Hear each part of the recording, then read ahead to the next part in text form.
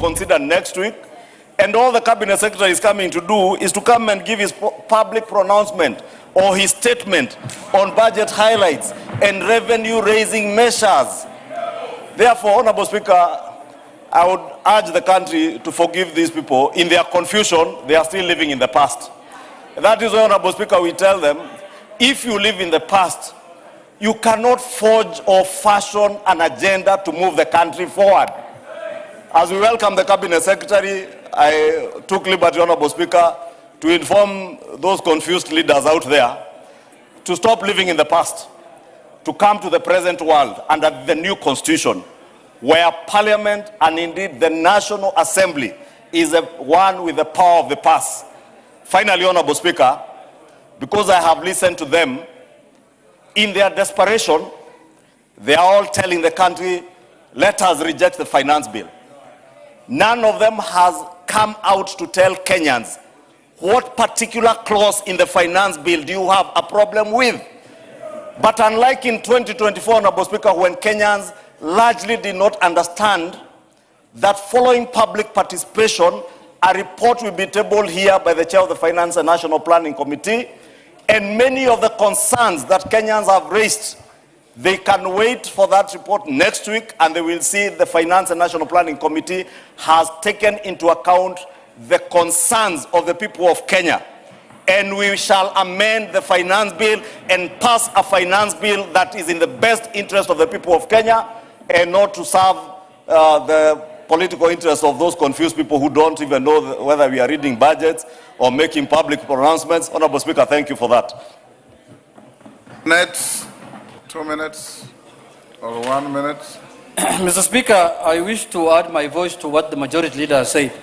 Mr. Speaker, I know we are in the era of misinformation and disinformation. But Mr. Speaker, when that misinformation is coming from high level, senior members of the society, some of them who have been speakers in this house, Mr. Speaker, then it is worrying. Mr. Speaker, I heard the former speaker saying this is the first time a budget is being read when the president is not around. The last president who attended this house when we were reading budget was Mwai Kibaki, Mr. Speaker. Under the old constitution. Looks like these people don't know what's happening in the country, Mr. Speaker. Mr. Speaker, I think they have no agenda to tell Kenyans, so they are scavenging for anything. Even when the president travels is a problem to them, there's a minister in charge of treasury who should come to the house and read the budget, not the president, Mr. Speaker. Mr. Speaker, secondly, who is an expert? Mr. Speaker, secondly, they have spoken about the finance bill. First, they said that the finance bill has a clause that says all freehold titles will be changed to leasehold titles. That lie has been demystified. Now they have nothing else to say. Lastly, Mr. Speaker, I want to remind the House and Kenyans that the person who is coming to read the estimates today is a former chairman of ODM.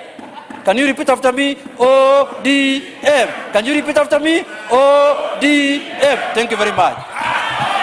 Order, honorable members. Order. Junet, you are out of order for conducting an illegal choir on the floor of the House. Honorable members, order. Order. Order. Honorable members, for avoidance of doubt, the point made by Honorable Junet and Honorable Ichungwa, the President of the country is under no obligation to attend Parliament on the day when the Cabinet Secretary for Treasury and Planning comes not to read a budget, but to make a statement and give to the country his revenue-raising measures. Indeed, if the President chose to come, which he can, he will sit in the Speaker's row. He will not sit where I'm sitting, where he comes to sit to address the House.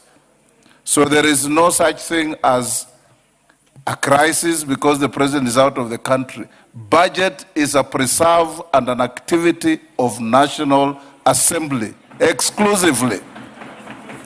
Exclusively. Next order.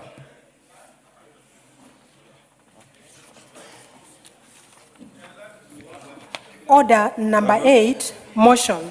Report of the Committee of the Whole House on its consideration of the Agricultural and Livestock Extension Services Bill, Senate Bill number 12 of 2022. Question to be put and that reading.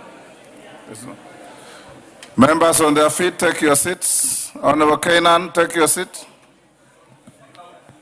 Honorable members, Honorable Muliro. Honorable members, I'll now put the question at order number 8, which is that this House do agree with the report of the Committee of the Whole House on its consideration of the Agricultural and Livestock Extension Services Bill, Senate Bill number 12 of 2022. As members of that opinion say aye. Aye. Will those of the contrary opinion say nay? The ayes have it. Mover. Justice Kemei, go ahead. Yeah, thank you, Mr. Speaker. On behalf of the Chairman of the Agriculture Committee, I beg to move that the Agricultural and Livestock Extension Bill, Senate Bill number 12 of 2022, be now read a third time. I also request Honorable Susan Ngugi to second. Thank you, Mr. Speaker. Susan. Mr. Speaker, sir, I second. Thank you. Members on their feet, Ndengu, take your seat. Honorable members, I now propose the question at order number 8, which is that the Agricultural and Livestock Extension Bill, Senate Bill number 12 of 2022, be now read a third time. Do I put the question? Honorable members, I now put the question at order number 8, which is that the Agricultural and Livestock Extension Bill, Senate Bill number 12 of 2022, be now read a third time. As members of that opinion say aye. Aye. Will those of the contrary opinion say nay? The ayes have it. A bill for an act of parliament to provide for agricultural and livestock extension services, establish the Agricultural and Extension Service, and for connected purposes.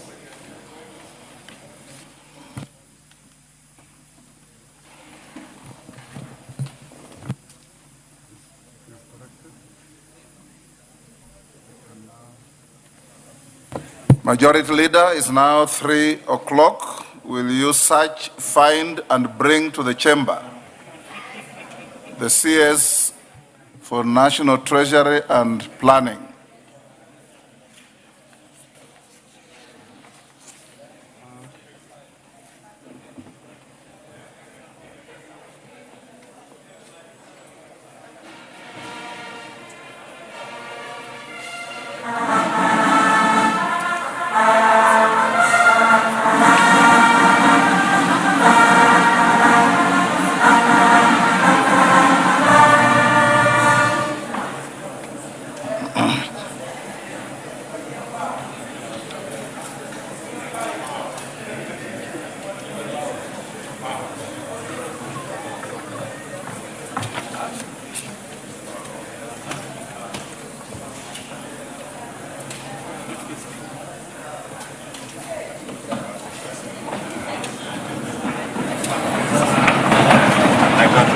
Yes.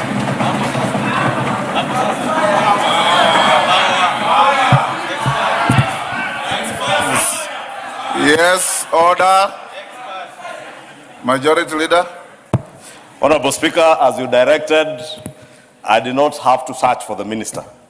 He was well within the principles of Parliament and on time. Honorable Speaker, it is now my pleasure and honor to present to the House and to the country, and to yourself, Honorable Speaker, the Minister for the National Treasury and Planning, FCPA, John Mbadi, expert. Hold on, Minister. Take your seat. Honorable members, I have a short communication in relation to this agenda on order paper. Honorable members, as you are aware, the Cabinet Secretary for the National Treasury and Economic Planning is to make the public pronouncement of the budget highlights and revenue-raising measures for the national government for the financial year 2026-27 and the medium term during this afternoon sitting. In this regard, and in accordance with the standing orders, I have designated a suitable place in the chamber for that purpose. Honorable members, it is in the tradition of this House to recognize invited guests seated in the galleries of our hallowed chamber. I therefore wish to recognize the presence of the following members of the Cabinet. Honorable Kipchumba Murkomen, EGH, Cabinet Secretary for Interior and National Administration. Honorable Geoffrey Ruku, Cabinet Secretary for Public Service, Human Capital Development and Special Programs. Honorable Soipan Tuya, EGH, Cabinet Secretary for Defense. Honorable Alice Wahome, EGH, Cabinet Secretary for Lands, Public Works, Housing and Urban Development. Honorable Aden Duale, EGH, Cabinet Secretary for Health and Majority Leader Emeritus of this House. Honorable Julius Migos Ogamba, EPS, Cabinet Secretary for Education. Honorable Mutai Kagwe, EGH, Cabinet Secretary for Agriculture, Livestock Development, a former colleague of mine in the Senate and my yearmate at the University of Nairobi. The Honorable Salim Mvuria, EGH, Cabinet Secretary for Youth Affairs and Sports. The Honorable Opio Wandai, EGH, Cabinet Secretary for Energy and Petroleum and Minority Leader Emeritus of this House. Mrs. Hannah Wendot Cheptumo, Cabinet Secretary for Gender, Culture and Arts and Heritage. Honorable Dorcas Oduor, Senior Counsel, EGH, the Attorney General. Mrs. Mercy Wanjao, EGH, Secretary to the Cabinet. Honorable members, I also acknowledge all Principal Secretaries and the accompanying officials. I accord special recognition to the Principal Secretaries for the National Treasury and Economic Planning, Dr. Chris Kipto, CBS, Mr. Cyril Odede, and Dr. Boniface Makoha, who work closely with the Cabinet Secretary for the National Treasury and Economic Planning. Honorable members, we are also joined by the following judges of the Superior Courts. Honorable Justice Hilary Chemitei, Judge of the High Court. Honorable Justice Mohammed Kulo, Judge of the Environment and Land Court. Honorable Justice Onesimus Macau, Judge of the Employment and Labor Relations Courts. They are accompanied by the Deputy Chief Registrar of the Judiciary, Mr. Paul Ndemo, OGW. I also wish honorable members to recognize the heads and members of the constitutional commissions and independent officers, as well as the leadership of state corporations who are in attendance. I further wish to recognize the distinguished members of the diplomatic corps and who have graciously joined us for this event. I also acknowledge the presence of the chairperson of the Council of Governors, His Excellency FCPA Ahmed Abdullahi, EGH, Governor of Wajir County. Honorable members, on behalf of the House, I extend a warm welcome to all our invited guests. The National Assembly is honored by your presence on this auspicious occasion. Your continued partnership and support of the work of Parliament is duly noted and valued. Honorable members, I now interrupt the business of the House to allow Honorable FCPA John Badi, EGH, the Cabinet Secretary for the National Treasury and Economic Planning, also former leader of the minority party in the National Assembly, to make public pronouncement of the budget highlights and revenue-raising measures for the national government for the financial year 2026-2027 and the medium term. The Cabinet Secretary for the National Treasury, Honorable FCPA John Bandi, EGH, you may now proceed with your afternoon job.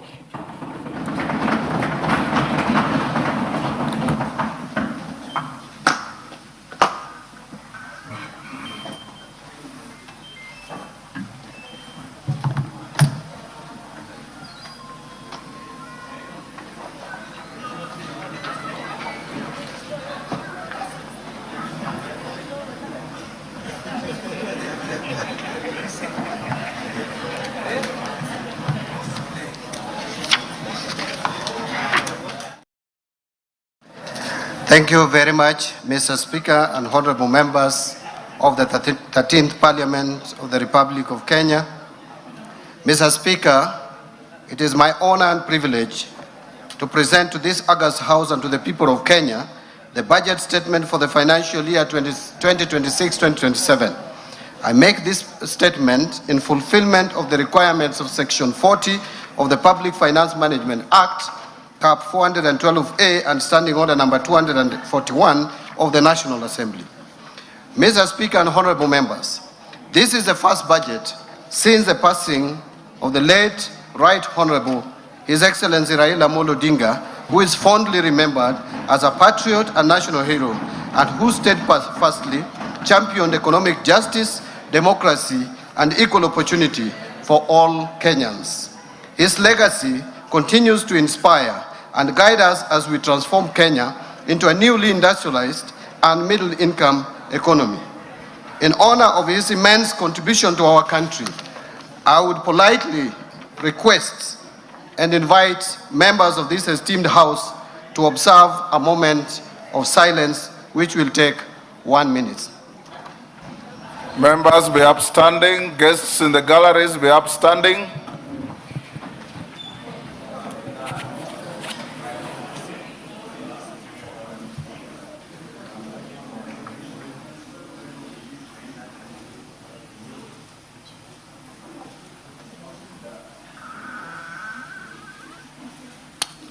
Thank you very much.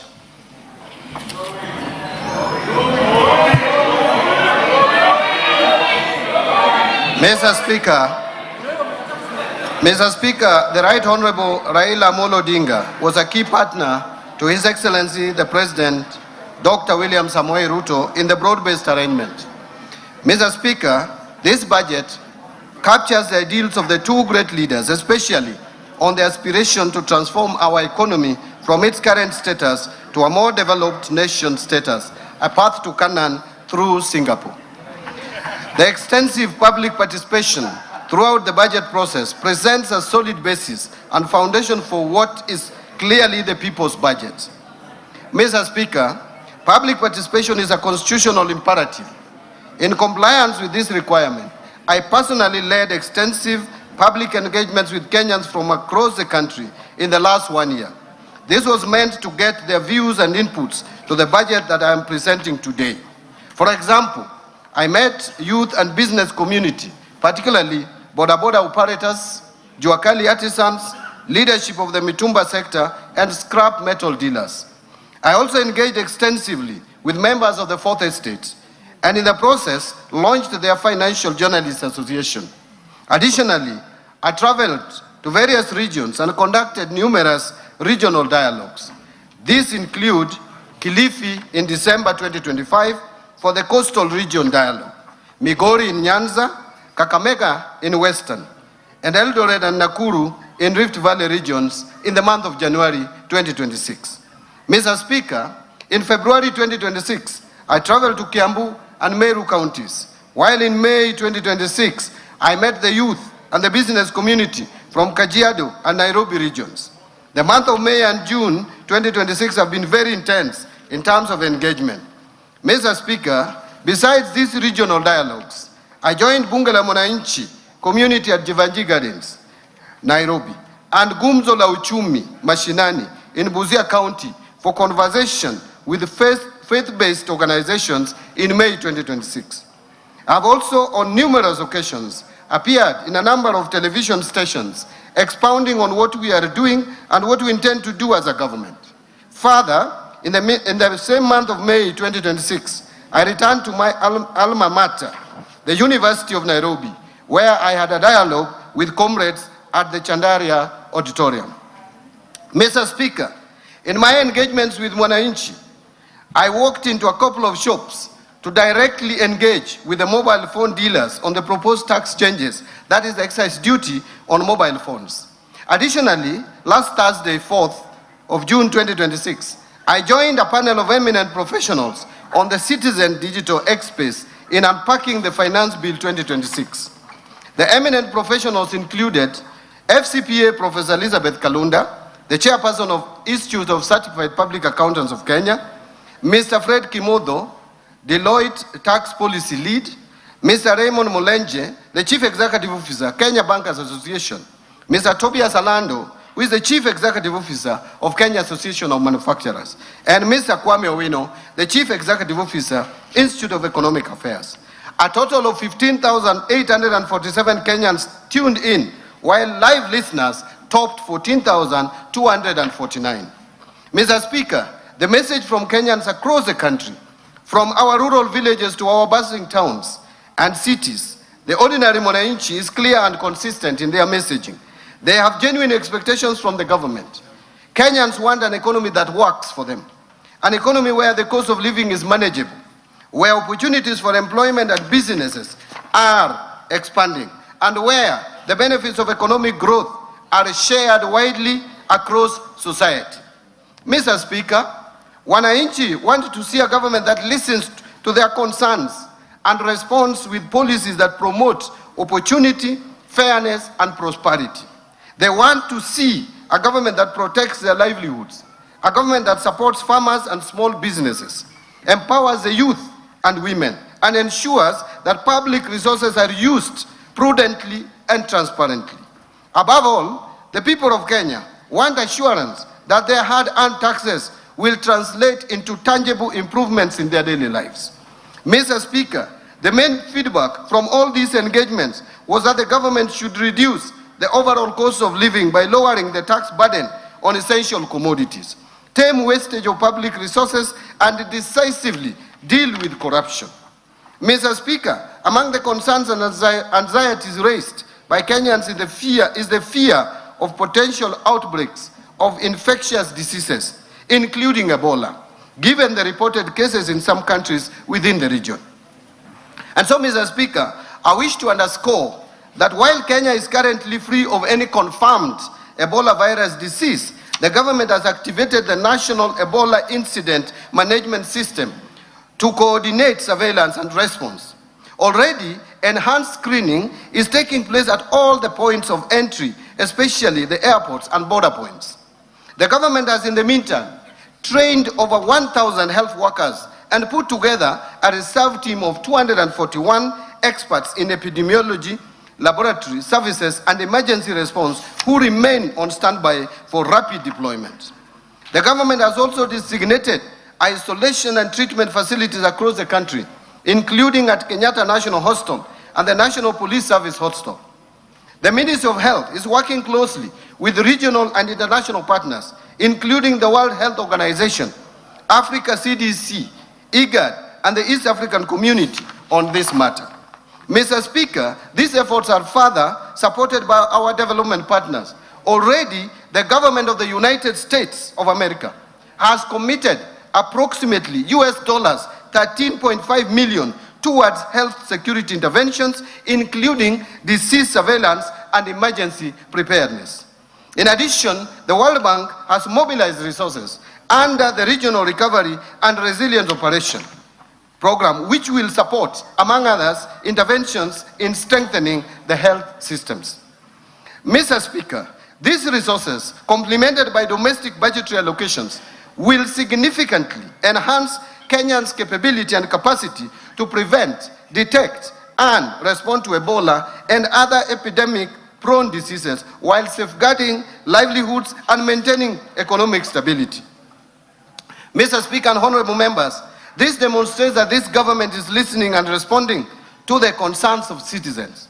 On other concerns Kenyans raised with me during the public engagements I highlighted above, I will be elaborating on intervention that the government is putting in place to cushion Kenyans and improve their livelihoods. Mr. Speaker, the budget for financial year 2026-2027 will prioritize various interventions under the bottom-up economic transformation agenda that promote private sector-led growth, expand employment opportunities, and enhance delivery of public services while preserving fiscal sustainability and building resilience against emerging economic challenges. Mr. Speaker, this budget is being presented at a time of heightened global uncertainty arising from the ongoing conflict in the Middle East. The conflict has disrupted global commodity markets and supply chains, weakened investor confidence, and tightened financial conditions. These developments have heightened risks to growth and inflation, increased pressure on public finances, and created uncertainty in global markets. For a developing economy such as Kenya, the impact is being felt through higher pump prices following a steep increase in global oil prices from an average of $63.06 per barrel in February 2026 to $94.4 per barrel by end of May 2026. In addition, tighter financing conditions, weakening export demand, slower investment flow, and rising cost of living continue to exert pressure on economic activities. Yet, even in this environment, new opportunities are emerging. Countries that strengthen competitiveness, deepen regional integration, and build resilient productive capacity will be the ones that will thrive. Mr. Speaker, it is against this backdrop that Kenya's economic journey over the past 3 years stands as a story of resilience. Difficult but necessary choices were made, delivering a steady recovery. Faced with significant domestic and external pressures and shocks, the government took difficult but necessary decisions to restore macroeconomic stability, strengthen public finances, and lay a firm foundation for sustainable growth. Mr. Speaker and honorable members, the hard decisions are bearing fruits. Under the bottom-up economic transformation agenda, we have recorded clear gains. First, the Kenyan economy has remained resilient and registered an average rate of 5% in the period of 2022 to 2025, outperforming the average global growth rate of 3.4% and that of sub-Saharan Africa of 4.1%. Importantly, macroeconomic stability has been preserved. Confidence in our economy has actually strengthened, and the foundation for sustained growth are now firmly in place. Macroeconomic fundamentals such as inflation and exchange rate have strongly rebounded and are projected to remain stable. Interest rates have declined, supporting growth in private sector credit from the banking industry. We have also accumulated the highest levels of official foreign exchange reserves of US dollars 13.2 billion, which is equivalent to 5.6 months of import cover by May 2026, providing adequate cover and a buffer against short-term domestic and external shocks. Mr. Speaker, let me mention some of the key achievements. Since the rollout of better or bottom-up economic transformation agenda, the agriculture sector has registered key gains that include the following: reduced fertilizer costs through government subsidy programs, increased marketed agricultural production, expanded food security interventions, and strengthened farmer support services targeting both smallholder and commercial farmers. Specifically, fertilizer disbursements under the fertilizer subsidy program have increased substantially to 21.3 million bags in 2025 from, listen to this, 1.4 million bags disbursed in 2022. While the cost of a 50 kilogram bag of fertilizer declined from 7,500 shillings per bag to 2,500 shillings per bag. As a result of this, farmers realized estimated savings of approximately 105 billion shillings over a 2-year period, enabling increased investment in production. Agricultural production has increased significantly between 2022 and 2025. For example, maize production almost doubling to 67 million bags in 2025 from 34 million bags in 2022. While maize imports have declined substantially to 3.3 million bags from 9.9 million bags over the same period, reflecting improved domestic efficiency. The increased production contributed to a decline of retail prices of a 2 kilogram packet of maize flour from an average of 250 shillings to an average of 165 shillings over the same period. Paddy rice production also increased significantly to 303,724 metric tons in 2025 from 192,299 metric tons in 2022. To support expanded cultivation, the area under rice production in public irrigation schemes increased from 48,324 acres to 71,624 acres. Potato production increased to 2.5 million tons in 2025 from 1.8 million tons in 2022. And milk production increased to 5.5 million liters in 2025 from 4.6 million liters. Let me repeat that. Production of milk has increased from 5.5 billion liters in 2025 from 4.6 billion liters in 2022. The increased production has improved food security, reduced dependence on food imports, and contributed to more stable food prices and higher farmer incomes.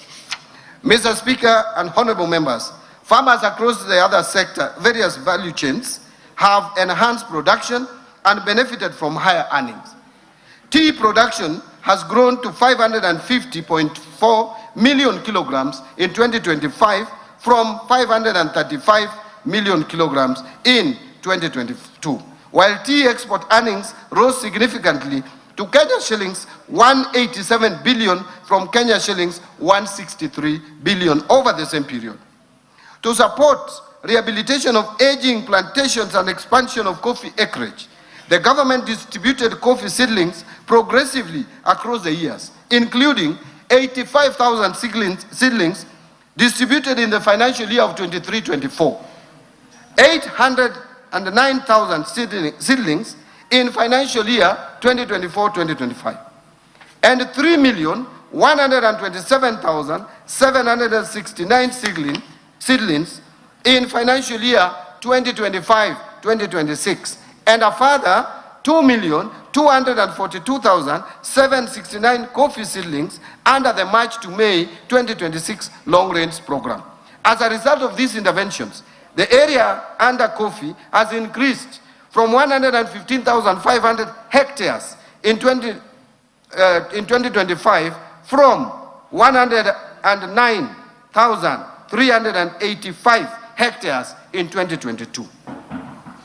In the edible oils industry or sector, the area under edible crops increased significantly to 114,350 hectares in 2025 from 60,000 hectares in 2022, reflecting growing farmer participation and investment in the subsector. Further, Mr. Speaker, interventions under the sugar sector has led to significant growth in both cane production and processing capacity, with the area under sugarcane cultivation increasing by 19.4% and national sugar production rising to 815,454 metric tons in 2024 from 472,773 metric tons in 2022. Mr. Speaker, having spoken about agriculture, and you can see the kind of improvement that has taken place in agriculture, let me now turn to healthcare. Access to healthcare has expanded substantially through far-reaching reforms aimed at strengthening primary healthcare, improving service delivery, and ensuring sustainable health financing. A total of 31.2 million Kenyans are now registered under the Social Health Authority, compared to about 8 million under the defunct National Hospital Insurance Fund, while 228 primary care networks have been established and operationalized.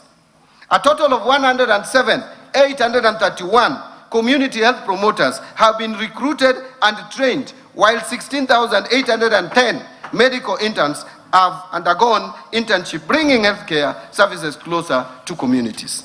Mr. Speaker, the government recognizes the critical role the contracted healthcare facilities play in the delivery of healthcare services to Kenyans.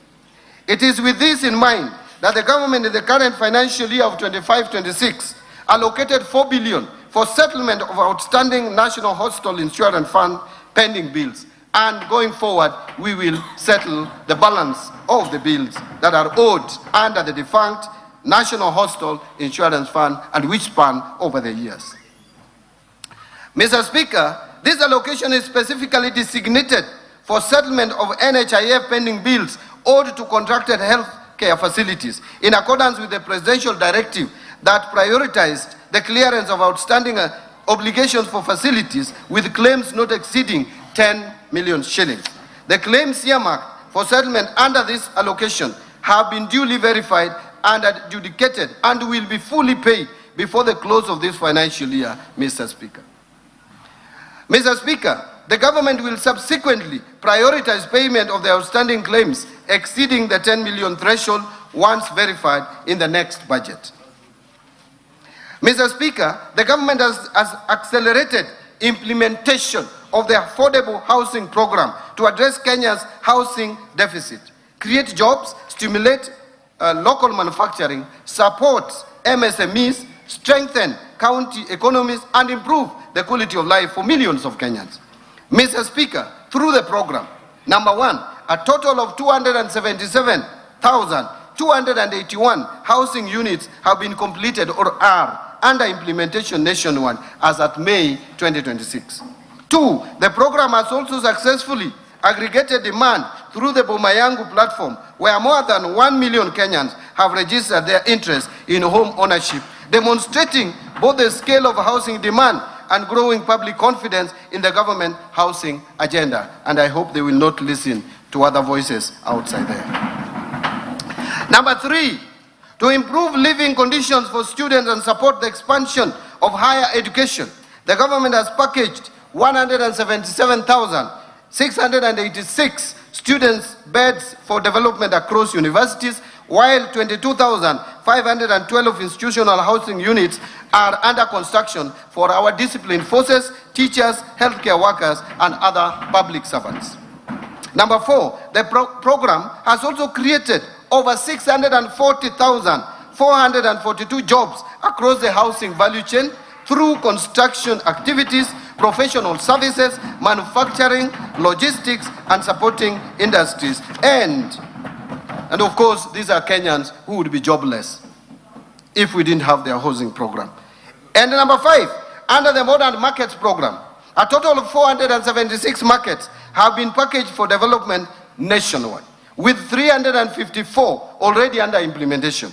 This will provide dignified trading spaces and support entrepreneurship, and that is the bottom-up economic transformation agenda.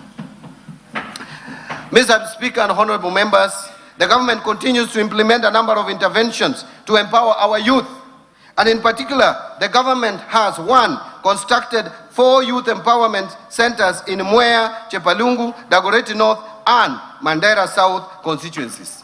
In addition, 25 youth empowerment centers have been equipped, bringing the total to 156 youth empowerment centers across the country. Number two, the government has also enhanced skills development and wealth creation through provision of loans to 93,559 youth entrepreneurs through the Youth Enterprise Development Fund. Additionally, 91,253 youth have benefited through startup grants under the National Youth Opportunity Towards Advancement (NYOTA) program. The NYOTA program has also supported 51,604 youth through on-job experience in 26 counties across the country.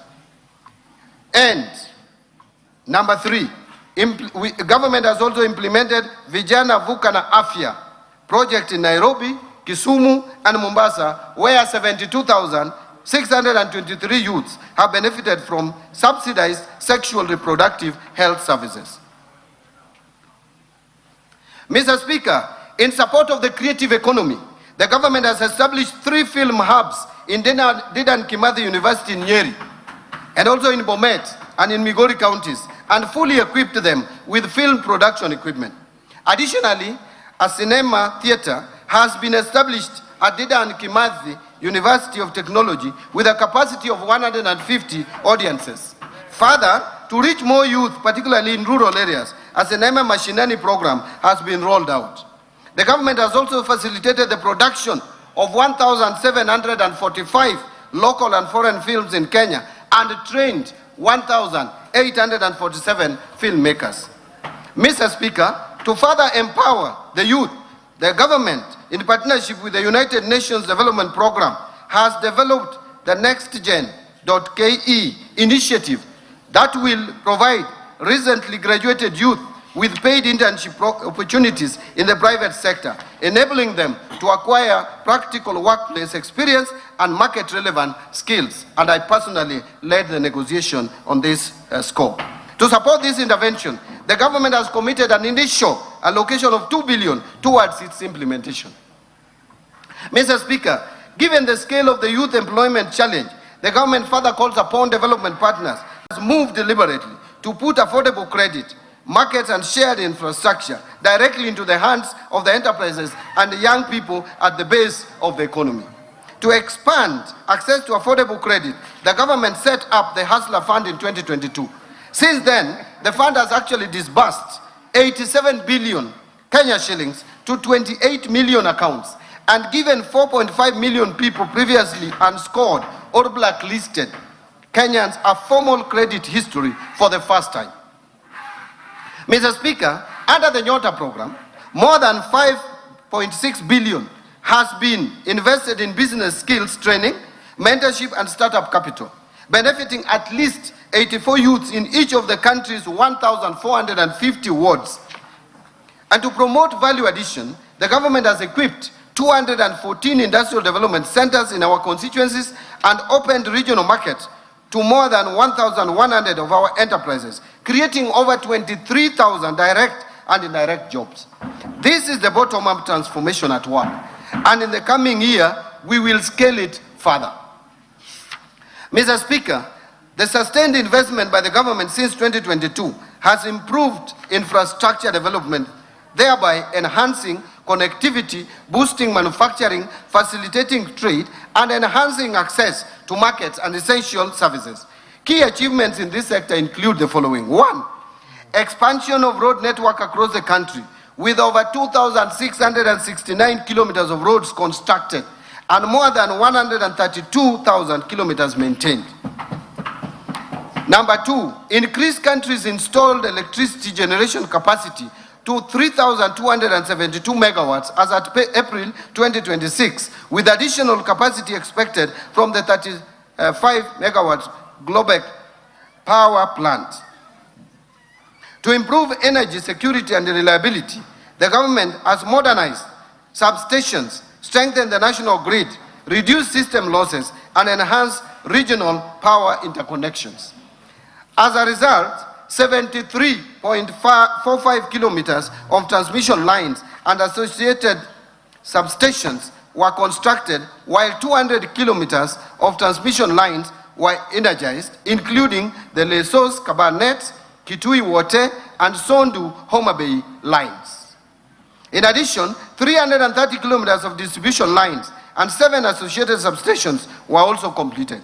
Mr. Speaker, during the same period, access to electricity expanded significantly, with the number of customers connected rising from 8.9 million to over 10.2 million Kenyans. And number 3, industrialization is currently gaining momentum, with 10 county aggregation and industrial parks constructed over the last 3 years to support value addition and create employment opportunities across the counties. Mr. Speaker, we have also invested heavily in critical social sectors and supported the vulnerable in the society. And as a result, a social protection program have been strengthened with 1.2 million vulnerable Kenyans currently supported under the Inua Jamii program, helping to improve household resilience and protect the most vulnerable members of our society. And access to education and skill development has expanded through the implementation of far-reaching reforms across the education sector, including successful implementation of the competency-based curriculum. Number two, rollout of the student-centered funding model, through which nearly 500,000 university and TVET students have benefited from scholarships and loans based on need and merit. Number three, recruitment of 100,000 teachers to strengthen teaching capacity and improve learner outcomes, a record in the history of any government in this country. Number four, timely and consistent release, and I want to repeat, timely and consistent release of capitation funds to support learning in basic institutions. Number five, construction of over 23,000 classrooms and commencement of 1,600 laboratories in partnership with the National Government Constituency Development Fund, which continues to do a good job and deliver services to this country.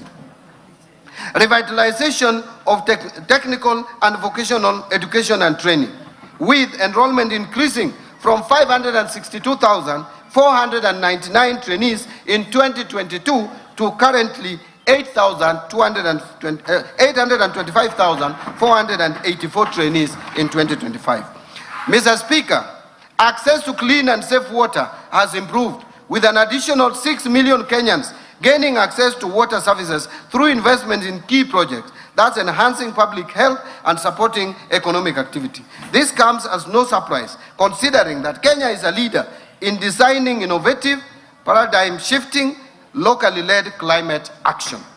Take the FLOCA program, for example. It has broken the barrier in financing locally prioritized and locally led resilience investments in 1,380 wards across 45 counties, benefiting more than 2.5 million beneficiaries.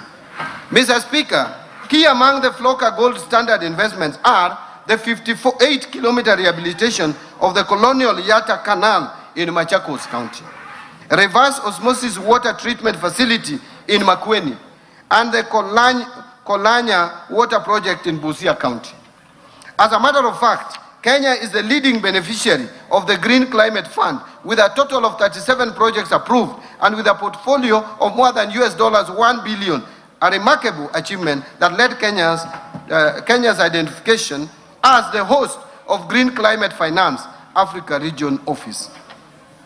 Mr. Speaker, the government has made strides in the blue economy. Gains made under it includes fish landing sites.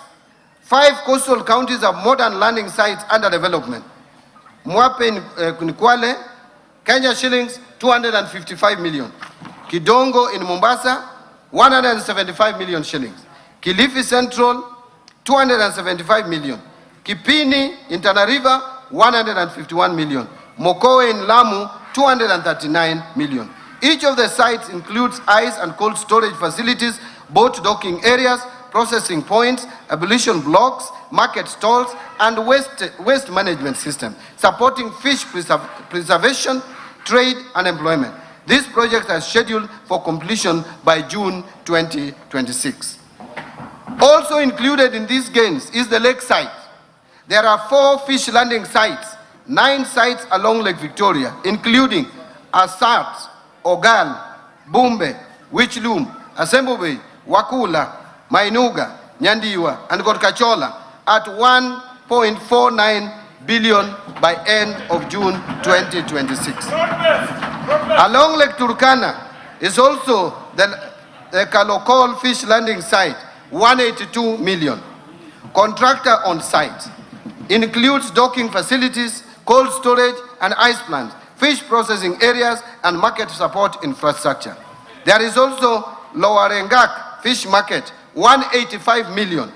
Contractor on site, features cold storage, hygienic market stalls, and processing facilities to support fishers and traders. This is the inclusion that we need in this country. Mr. Speaker, the arid and semi-arid lands in the northern Kenya region has historically been marginalized. And to drive inclusion and transform the region, the government is implementing various interventions targeting infrastructure development and social inclusion program.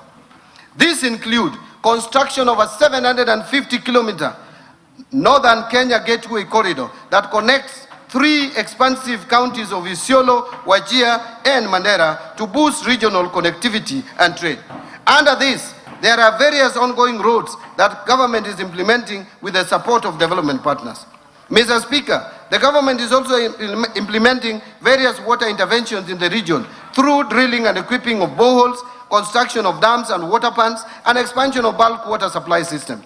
Further, key interventions in the education sector include recruitment of 5,000 teachers in the hard-to-reach areas, integration of alternative learning systems like Duksi or Islamic religious schools and madrasa into formal education framework, construction of low-cost boarding facilities and dormitories in this region, provision of scholarships to protect vulnerable students from dropping out, and implementation of TVETs to equip pastoralist youth with hands-on skills. Finally, Mr. Speaker, devolution has been strengthened through the consistent and timely disbursement of resources to county governments, ensuring continuity in service delivery and implementation of county development programs. Since 2022, funding to county governments has steadily increased, with equitable share to counties increasing from 370 billion shillings in financial year 2022-23 budget to 428 billion Kenya shillings in the financial year 2026-27 budget. Total county allocations that include shareable revenue and additional allocations from the national government allocations, as well as donor proceeds, has therefore increased from 392 billion to 502 billion over the same period. This reflects government's unwavering commitment to safeguarding and strengthening devolution as a key pillar of inclusive national development. Mr. Speaker, while we take pride in these achievements, we cannot afford complacency. Global uncertainty persists, high cost of living continues to affect many households, youth unemployment persists, and climate-related shocks continue to affect livelihoods and production. Mr. Speaker, our task is therefore clear: to solve the many problems facing Kenyans by sustaining targeted interventions and better in order to accelerate job creation for our youth, grow investment and trade, and deepen economic resilience. Accordingly, Mr. Speaker, we chose the theme of the financial year 2026-27 budget as sustaining the bottom-up economic transformation agenda for resilient and inclusive growth amid global uncertainty. This theme aligns with the current challenges and priorities of the government. And Mr. Speaker, as we move forward in implementing the government's transformation agenda, we remain mindful of all the concerns raised by Kenyans on the prevailing fiscal environment and the need for continued prudence in the management of public resources. The current fiscal position that is characterized by narrowing fiscal space calls for careful prioritization and disciplined execution of government programs. Mr. Speaker, let me speak plainly about the fiscal reality we face. Kenya's infrastructure financing deficit stands at approximately $5 billion every year. That's about 650 billion Kenya shillings. Our development budget, while growing, cannot close that gap alone. The era of financing every road, every power line, and every dam through government borrowing and taxation is over. Not because we lack ambitions, but because we have learned from the consequences of that model. Debt finance infrastructure has left us with more debt service obligations that crowd out the very spending our people need most on health, education, and social protection. So, Mr. Speaker, we are going to build better. We are shifting from a model where government borrows to build to enhanced use of the public-private partnership and the recently established National Infrastructure Fund in funding priority infrastructure through private sector finances. That is the foundation on which this government's infrastructure program rests. Mr. Speaker, the Rironi-Nakuru Summit Expressway stands as proof. Construction of the expressway is now underway, and Kenyans will be driving on a modern 4 to 6 lane expressway once completed. Thank you. What makes this project truly historic is not the speed of delivery, it is how it was financed. Through the participation of the National Social Security Fund, both as a debt and equity investor, alongside international investors, a major national highway is being built with Kenyan capital by Kenyan workers and for the Kenyan people. Mr. Speaker, beyond the Rironi-Nakuru Summit project, the government will continue executing an ambitious infrastructure development plan through the National Infrastructure Fund. The fund will leverage on resources from privatization proceeds from mature national assets to attract private capital, domestic pension funds, and climate finance. Mr. Speaker, the rest of my statement now will present the economic context underpinning this budget, followed by the policy priorities, fiscal framework, expenditure proposals, and taxation measures for the financial year 2026-2027. I now turn to economic policy context, and I want to speak about the global context. Mr. Speaker, this budget, as I said earlier, has been prepared amidst heightened uncertainties associated with ongoing conflict in the Middle East. The conflict has disrupted critical energy infrastructure and major shipping routes, including the Strait of Hormuz, thereby exerting upward pressure on prices of energy and food. Mr. Speaker, against this backdrop, global growth is therefore projected to slow down to 3.1% in 2026 and 3.2% in 2027, from the average of 3.4% in both 2024 and 2025. Domestic economy.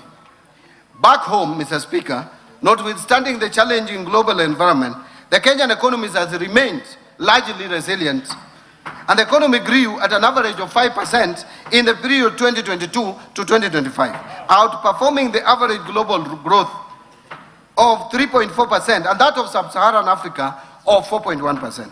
This performance reflects sound macroeconomic policy management, particularly prudent monetary and sound fiscal policies, sustained structural reforms, and the increasing diversification of the economy, which has enhanced its capacity to withstand severe shocks. Mr. Speaker, in 2025, the economy grew by 4.6% compared to a growth rate of 4.7% in 2024. This growth was supported by positive growth in all the sectors. All the sectors of the economy at least registered positive growth. The outlook for 2026 has been revised downwards, however, to 5% from the earlier projection of 5.3%, reflecting the adverse impact of the ongoing conflict in the Middle East to domestic economic activities. The economy is projected to maintain the momentum in 2027 with a projected growth rate of 5.2%. So, Mr. Speaker, macroeconomic indicators remain broadly stable through the emerging external pressures, though the emerging external pressures continue to impact domestic prices. And in particular, overall inflation increased to 6.7% in May 2026 from 5.6% in April and from 3.8% in May 2025 due to higher energy prices arising from the elevated global oil prices, but remained within the target range of plus or minus 2.5% over and above 5%. Inflation is expected to remain within the target range in the near term, assuming a de-escalation of the conflict in the Middle East and supported by appropriate monetary policy actions and government interventions. Expected stability in food prices due to favorable weather conditions and the stability in the exchange rate. Mr. Speaker, in April 2026, the government has deployed targeted stabilization measures to cushion consumers from the full impact of rising global fuel prices. These interventions include use of resources in the Petroleum Development Levy Fund to subsidize the fuel pump prices. And in addition, the government lowered the VAT rate on petroleum products for 3 months from 16% to 8%. Mr. Speaker, monetary conditions have eased considerably. This follows reduction in the central bank rate from 11.25% in December 2024 to the current rate of 8.7%, and I'm happy the CBK maintained the same rate for the time being. As a result, interest rates have declined over the same period The 91-day Treasury bill rate declined about 8.3% in May 2026 from 10.3% in December 2024. Similarly, average commercial banks lending rates declined to 14.5% in May 2026 from 16.9% in May 2025 and 17.2% in November 2024. Reflecting the decline in the lending rates, credit to the private sector expanded by 9.3% in the year to May 2026 from 2% in the year to May 2025 and a contraction of 1.4% in December 2024. The external sector remains resilient despite emerging risks. The current account deficit is projected at 3% of GDP in 2026 compared to 2.1% of GDP in 2025, reflecting the higher international oil prices, lower receipts from services, slower growth in remittance inflows, and reduced exports. This is due to the adverse impact of the ongoing conflict in the Middle East. At the same time, official foreign exchange reserves remains adequate, as I mentioned, at USD 13 billion in May 2026, equivalent to 5.6 months of import cover, and continues to provide adequate cover and a buffer against short-term domestic and external shocks. The exchange rate has also remained broadly stable, averaging 129.4 shillings per US dollar in May 2026. And activities in Nairobi Securities Exchange have improved over the past 1 year. The Nairobi Securities Exchange 20-share index rose by 59.9% to 3,491 points in May 2026, up from 2,183 points in May 2025, while market capitalization expanded by 61.6% to 3,412 billion from Kenya shillings 2.11 billion over the same period, trillion over the same period. However, between February and May 2026, the Nairobi Securities Exchange 20-share index declined by 5.5% as investors became cautious of the rising global uncertainty associated with the conflict in the Middle East. Mr. Speaker, the fiscal policy stance for financial year 2026-27 and the medium term is anchored on a fiscal consolidation strategy that advances the priorities of the bottom-up economic transformation agenda while safeguarding debt sustainability and provision of essential public services. The strategy will be supported by continuous domestic revenue mobilization and expenditure rationalization through targeted tax and expenditure reforms. As a result, the fiscal deficit, including grants, is projected to decline gradually from 5.5% of GDP in the financial year 26-27 to 3.3% of GDP in financial year 28-29. Risks remain though. Domestically, climate-related shocks could disrupt agricultural production and infrastructure, while externally, geopolitical tensions, commodity price volatility, weaker global growth, and tighter financial conditions continue to adversely affect inflation, exports, and capital flows. The government will continue to monitor evolution of these risks closely and deploy timely policy intervention to safeguard stability, strengthen resilience, and sustain inclusive economic growth. Mr. Speaker, I will now turn to the policy priorities and strategic interventions that will underpin the budget for financial year 2026-2027. Policy priorities and structural reforms. It will be anchored on bottom-up economic transformation agenda. Mr. Speaker, the economic context I have outlined is a clear reminder that we are operating in a period that demands resolve, discipline, and decisive actions. The convergence of global shocks and domestic pressures calls not only for incremental adjustments, but for bold and well-coordinated policy responses. In this regard, the government has taken and will continue to take firm and where necessary decisive actions to consolidate recent gains, safeguard macroeconomic stability, protect livelihoods, and strengthen economic transformation. Mr. Speaker, our focus is not only on navigating the immediate challenges, but also on accelerating structural transformation, creating jobs at scale, and ensuring that the benefits of growth are broadly shared among all Kenyans.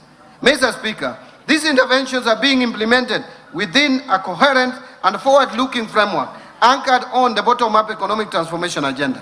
Better remains the government's principal vehicle for translating policy into tangible outcome, and at the household level by aligning investments, reforms, and institutions around the goal of inclusive growth and shared prosperity. Through the bottom-up economic transformation agenda, 5 core priority pillars, the government is scaling targeted interventions that address binding constraints to productivity, expand economic opportunities, and strengthen resilience across sectors. These priority pillars are deliberately structured to reinforce one another, ensuring that progress in one area catalyzes gains across the broader economy. Mr. Speaker, the government also continues to implement complementary cross-cutting policy interventions to sustain economic resilience, accelerate inclusive growth, and improve business environment. This will create a seamless transition to the next frontier of economic transformation. These interventions include the following. 1. Strengthening fiscal and monetary policy coordination to safeguard economic stability and reinforce investor confidence. 2. Enhancing fiscal sustainability by expanding domestic revenue mobilization and improving efficiency of public expenditure. 3.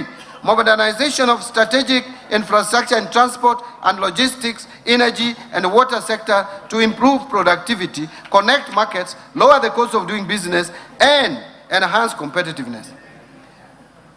4. Supporting industrial development, trade, tourism, blue economy, MSMEs, and innovation to accelerate job creation, broaden economic opportunities, and transform Kenya's economy to a net exporter of goods and services. 5. Strengthening environmental conservation and climate change, mitigation and adaptation measures to promote sustainable development and resilience. And 6. Supporting human capital development through continued investment in quality education, universal health care, and well-targeted social protection interventions. 7. Advancing youth empowerment through targeted investment in skills development, entrepreneurship, digital opportunities, and access to affordable financing. And 8. Strengthening governance reforms to enhance public service delivery. Now I want to talk about evidence-based decision-making. Mr. Speaker, as we implement this budget, the government reaffirms its commitment to strengthening economic planning and development as the foundation of sustainable growth, prudent resource allocation, and improved service delivery to our citizens. In the coming financial year, we will intensify efforts to institutionalize evidence-based planning and decision-making across all levels of government. This approach will ensure that public resources are directed to interventions that deliver the highest economic and social returns, aligning with the national development priorities. To achieve this, the government will accelerate the finalization and implementation of a comprehensive economic planning policy and an economic planning bill.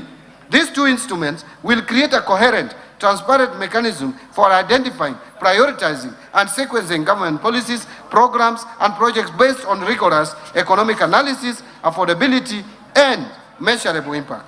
Mr. Speaker, we will also continue to invest in national statistical system, policy research, data analytics, and monitoring and evaluation to provide timely, reliable evidence for decision-making. Integrated planning and data management system will be rolled out to improve coordination among ministries, departments, agencies, and even county governments. Mr. Speaker, through these measures, we will foster a culture of evidence-based policy making, strengthen public accountability, and ensure that every shilling spent delivers maximum value to the people of Kenya. On the policy and legal and institutional reforms front, Mr. Speaker, to strengthen economic stability, the government continues to roll out targeted structural, institutional, and regulatory reforms to improve the business environment, boost public services efficiency, and reinforce accountability in public finances. In building resilience against climate change, Mr. Speaker, the government has continued to make concerted efforts to strengthen disaster risk management. The recently enacted National Disaster Risk Management Bill, which is now an act of parliament, and I thank this National Assembly, provides a legal framework for coordination of disaster risk management activities across the two levels of government, supporting prompt responses when disasters occur. Mr. Speaker, to further strengthen the country's preparedness and response to climate-related risk, the National Treasury is spearheading the development of a new disaster risk financing strategy for the period 2026-2030, since the earlier strategy for the year 2018-2022 came to an end. Mr. Speaker, and in response to changes in climate, the government will continue to implement the financing locally led climate action program a transformative initiative that has unlocked green investments at the county level, empowering local communities to adapt to impacts of climate change. Mr. Speaker, to finance large-scale climate and environmental projects, the government will establish the Kenya Green Investment Facility in line with the Kenya's commitments under the nationally determined contributions to the Paris Agreement. To further scale green financing, the government is finalizing the framework for issuance of sustainability-linked bonds with targets in forestry and rural electrification expansion. Mr. Speaker, Kenya secured the hosting rights for the Green Climate Fund Regional Office for East and Southern Africa in Nairobi, reinforcing the country's position as a regional green finance hub. Further, the National Treasury is at an advanced stage of accreditation as a direct access entity to the Green Climate Fund, enabling the country increase public sector-driven climate investments and opportunities. Mr. Speaker, the government will host the African Green Investment Forum in October 2026. And this forum will serve as a flagship continental initiative designed to mobilize substantial green finance, accelerate sustainable investments, and advance Africa's leadership in this domain. On public procurement reforms, Mr. Speaker, to operationalize procurement reforms and eliminate manual inefficiencies, the government officially launched the rollout of an end-to-end e-government procurement system in July 2025. The system has now shifted procurement processes from fragmented and manual processes to a fully digitized procurement platform. The platform has been integrated with core government systems, including IFMIS, Business Registration Services, and ITAX, with initial onboarding prioritizing national government ministries, departments and agencies. State corporations and county governments will then follow. Significant progress has been made, and to date, 1,543 procuring entities have been registered, over 40,000 suppliers registered, over 22,000 staff trained, over 12,000 suppliers or contractors have also been trained. 652 annual procurement plans have been published and over 8,000 tenders published. Mr. Speaker, going forward, the next steps will include full rollout of the system to all schools and other procuring entities that are yet to onboard to the EGP system. Continuous user training and change management to improve adoption and system utilization will be conducted. Further, Mr. Speaker, beginning July 1st, 2026, there will be no exemption. There will be no exemption to procure outside the system. Together, these measures will ensure that every shilling allocated through this budget delivers maximum value to Kenyans. Mr. Speaker, during the implementation of the EGP system, we have experienced challenges which have hindered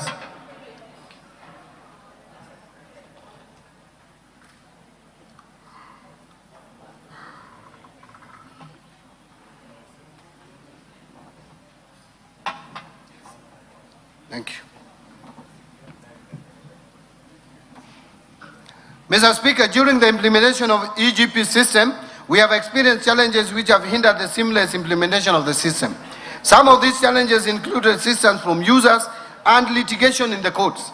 Mr. Speaker, to further strengthen our procurement framework, the government developed the Public Procurement and Asset Disposal Bill, Amendment Bill 2026, among the key reform areas in the bill, which include mandatory disclosure and reporting requirements, promotion of local content, and preference and reservation schemes, especially for youth, women, and persons with disabilities, and provision of a stronger legal basis for electronic procurement and framework contracting.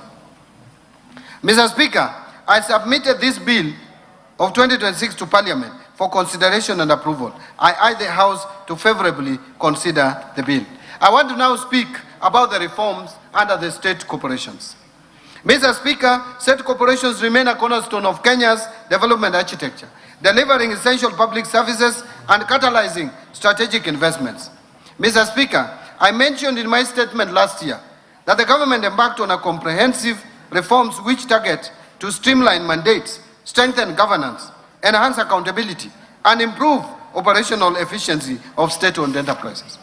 Mr. Speaker, the implementation of the reforms is ongoing through a multi-agency technical working committee. In the first phase, the committee considered 23 mergers, 16 dissolutions, 7 transfers of functions back to ministries, departments and agencies, and the declassification of selected state corporations. Mr. Speaker, under phase 1 of the reforms, the committee has finalized the review of enabling legislations of the affected state corporations and drafted appropriate bills where necessary. Review of the staff complements, skills and placement deployment of those affected so as to facilitate a smooth transition and documentation of assets and liabilities of the entities identified. I submitted to this House the draft bill supporting the implementation of the reforms under phase 1, and I urge the honourable members to favourably consider the bills to enable timely implementation of the reforms. Now let me speak about the new kid in the town, government-owned enterprises. Mr. Speaker, further, as part of the reforms, the Government-Owned Enterprises Act number 25 of 2025 was assented to by His Excellency the President on 21st November 2025 and came into effect on 5th December 2025. The Act provides a modern framework for the ownership,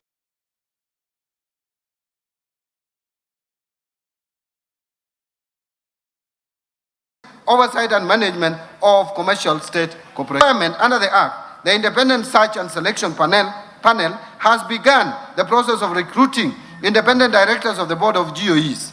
All the government-owned enterprises are required to operate as commercial entities, that is for profit, financing, be self-sustaining, accountable to the public through the National Treasury. Let me now speak about National Infrastructure Fund. Mr. Speaker, in March 2026, the government established the National Infrastructure Fund following the enactment of the National Infrastructure Act of 2026.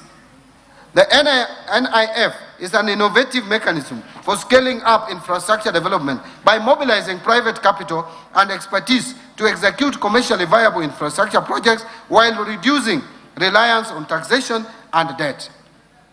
The fund will promote growth of infrastructure projects by pooling capital from diverse sources, which include pension funds, sovereign wealth funds, private equity, banks, development finance institutions, among others, to finance large-scale and long-term projects. In this respect, Mr. Speaker, the proceeds from privatization will be channeled into the fund, that ensuring transparent revenue flow in financing national priority projects, including national highways, airports, seaports, electricity generation, ICT, water and irrigation, and agribusiness.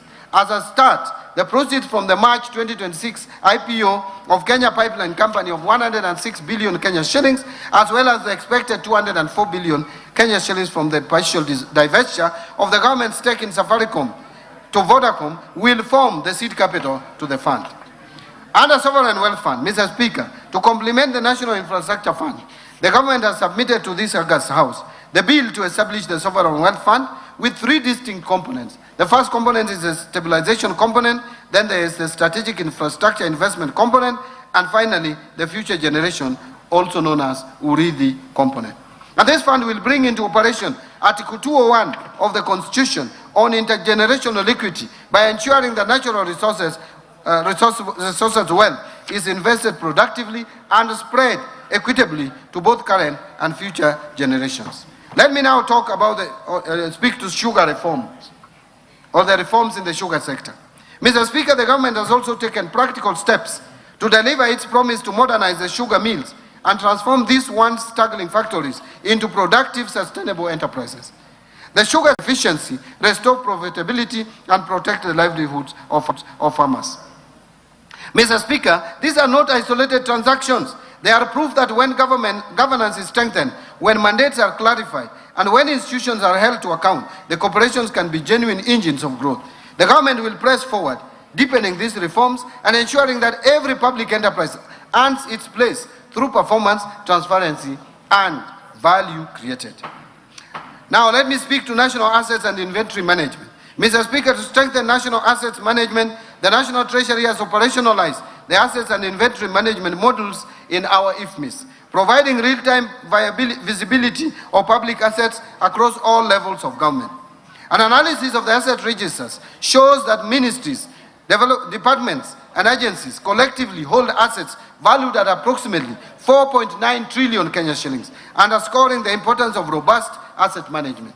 To strengthen transparency and support the transition to accrual accounting, the National Treasury has developed a government asset valuation policy framework and a public assets tagging framework. Mr. Speaker, to unlock greater value from these assets without placing additional pressure on public finances, the National Treasury is developing an asset optimization framework and a leasing framework to attract private capital and expertise while supporting infrastructure development and improved service delivery. Now let me speak to digital e-signatures in government. Mr. Speaker, in line with the digital transformation agenda, the government has also embarked on reforms to modernize and harmonize the legal and regulatory framework governing secure digital identities, electronic signatures, electronic seals, and time stamping services. Excuse me.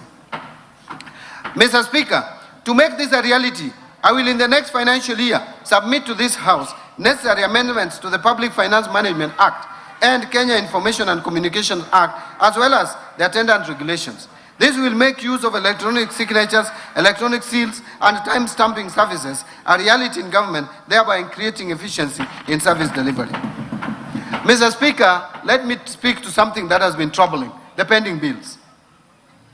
Mr. Speaker, as I informed this House in my statement last year, the pending bills verification committee was established in November 2023 to review and validate outstanding claims and provide a credible basis for settlement. The committee has since concluded its work and analyzed a total of 91,911 pending bill claims valued at over 637 billion shillings. Following this verification exercise, 29,885 claims amounting to 235.6 billion have been recommended for settlement. Of this amount, Kenya shillings 80.3 billion has already been settled through securitization in the road sector, leaving a verified outstanding balance of 155.3 billion Kenya shillings for other sectors.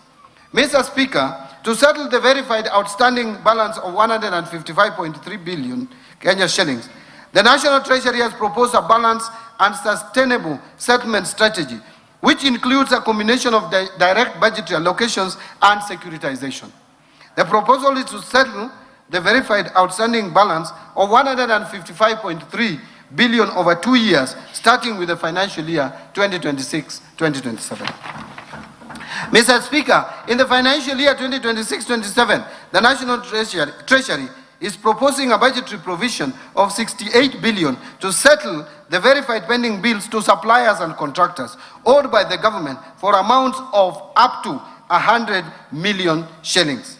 This provision will also partly settle suppliers or contractors whose pending bills exceed 100 million shillings, ensuring that no supplier is excluded.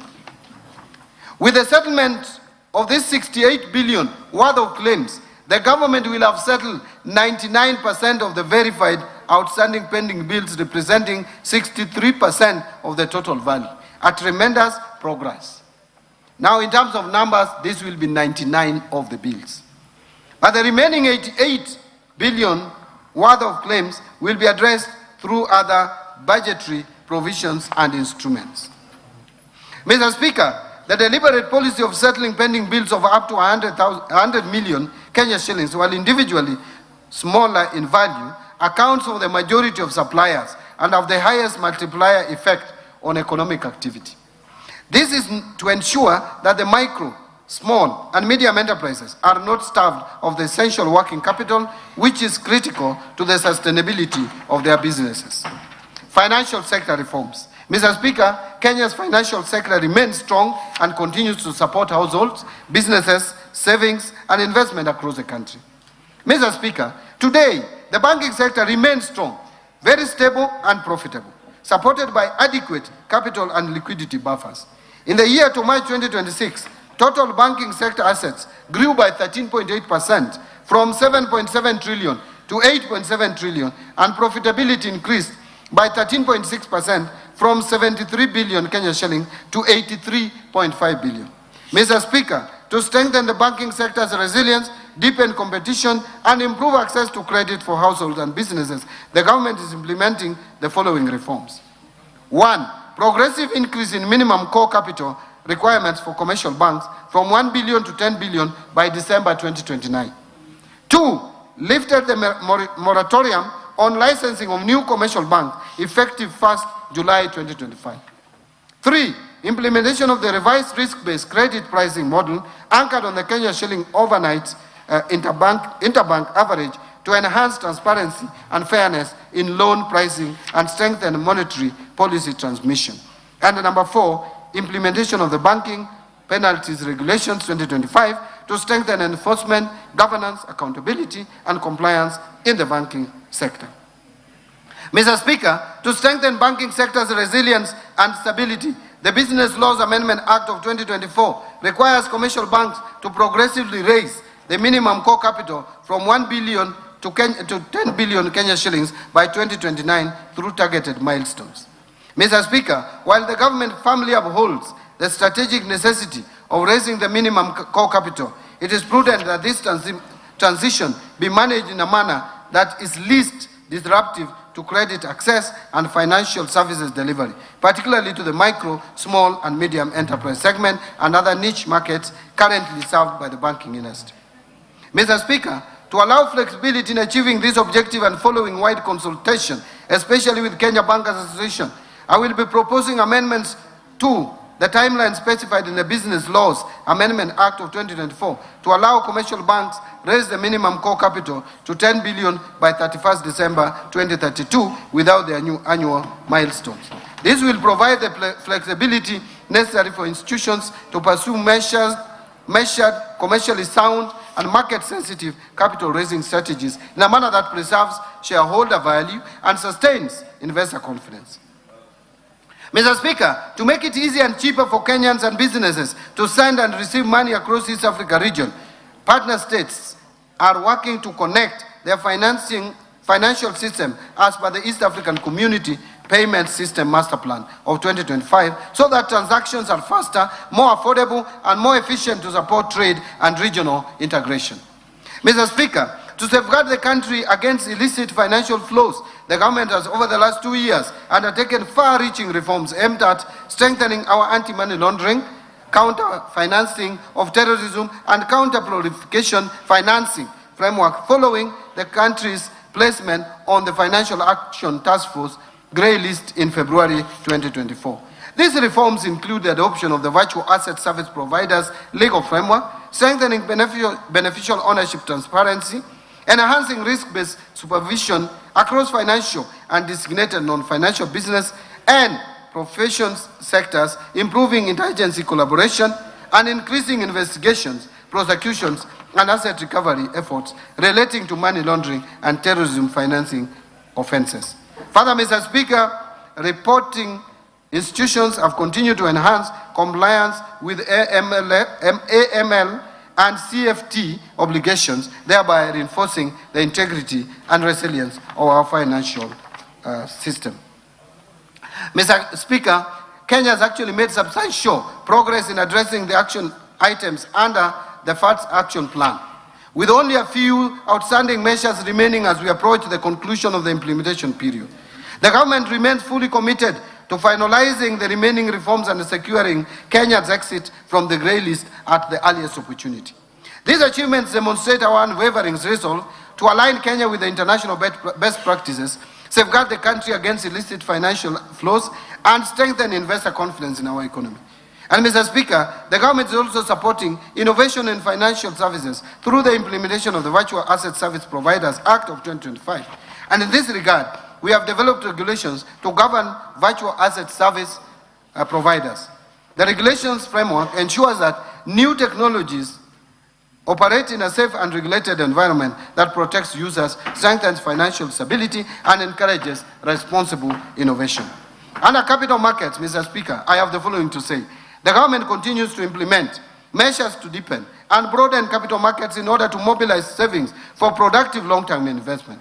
These efforts have continued to yield results, with the Nairobi Securities Exchange recording exceptional performance in 2025. Mr. Speaker, the capital market supported the recent initial public offering by the Kenya Pipeline Company and its subsequent listing at the Nairobi Securities Exchange in March 2026. Further, the capital market supported recent issuances by various companies to raise capital. These include 44 billion Kenya shillings, billion Kenya shilling Sharia-compliant leasing bond for infrastructure financing. The Safaricom's Kenya shillings 20 billion green bond to support 5G expansion. The East Africa Breweries PLC Kenya shillings 16.8 billion medium-term note program, and the Kenya shilling 3.4 billion by Spearhead Africa Infrastructure Fund to support long-term infrastructure financing across the region. Mr. Speaker, innovation in market access has advanced significantly with the launch of ZD trading application integrated into the M-Pesa platform. And this groundbreaking platform enables Kenyans to conveniently buy and sell securities through their mobile phones, marking a major milestone in financial inclusion and retail investor participation.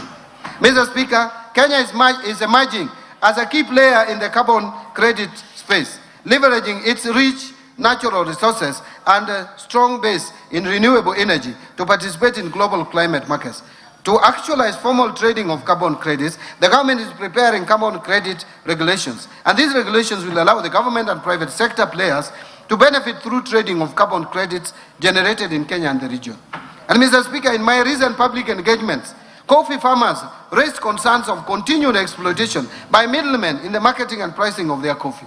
Mr. Speaker, I want to assure Kenyans that through the reforms the government is implementing at the Nairobi Coffee Exchange, the exploitative middlemen have been eliminated, ensuring farmers retain a much larger share of the export price of their coffee. Farmers today are able to sell their coffee directly at the exchange, supported by their various brokerage firms, majority of whom are owned by the farmers through their cooperative societies.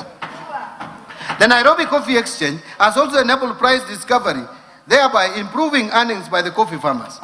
And to further support prompt payment of coffee sold through Nairobi Coffee Exchange, the government introduced the direct settlement system that has reduced payment delays across the coffee value chain. Mr. Speaker, coffee's traceability is today a reality. Through the Nairobi Coffee Exchange trading platform and the direct settlement system, cataloging and invoicing, every coffee lot has a unique identification, milling data, warehouse records, auction sales, and buyer data that can be accessed, allowing traceability of coffee from the farm to the buyer. This has created greater buyer confidence on the origin, quality, and authenticity of Kenyan coffee by eliminating coffee laundering. On pension reforms, Mr. Speaker.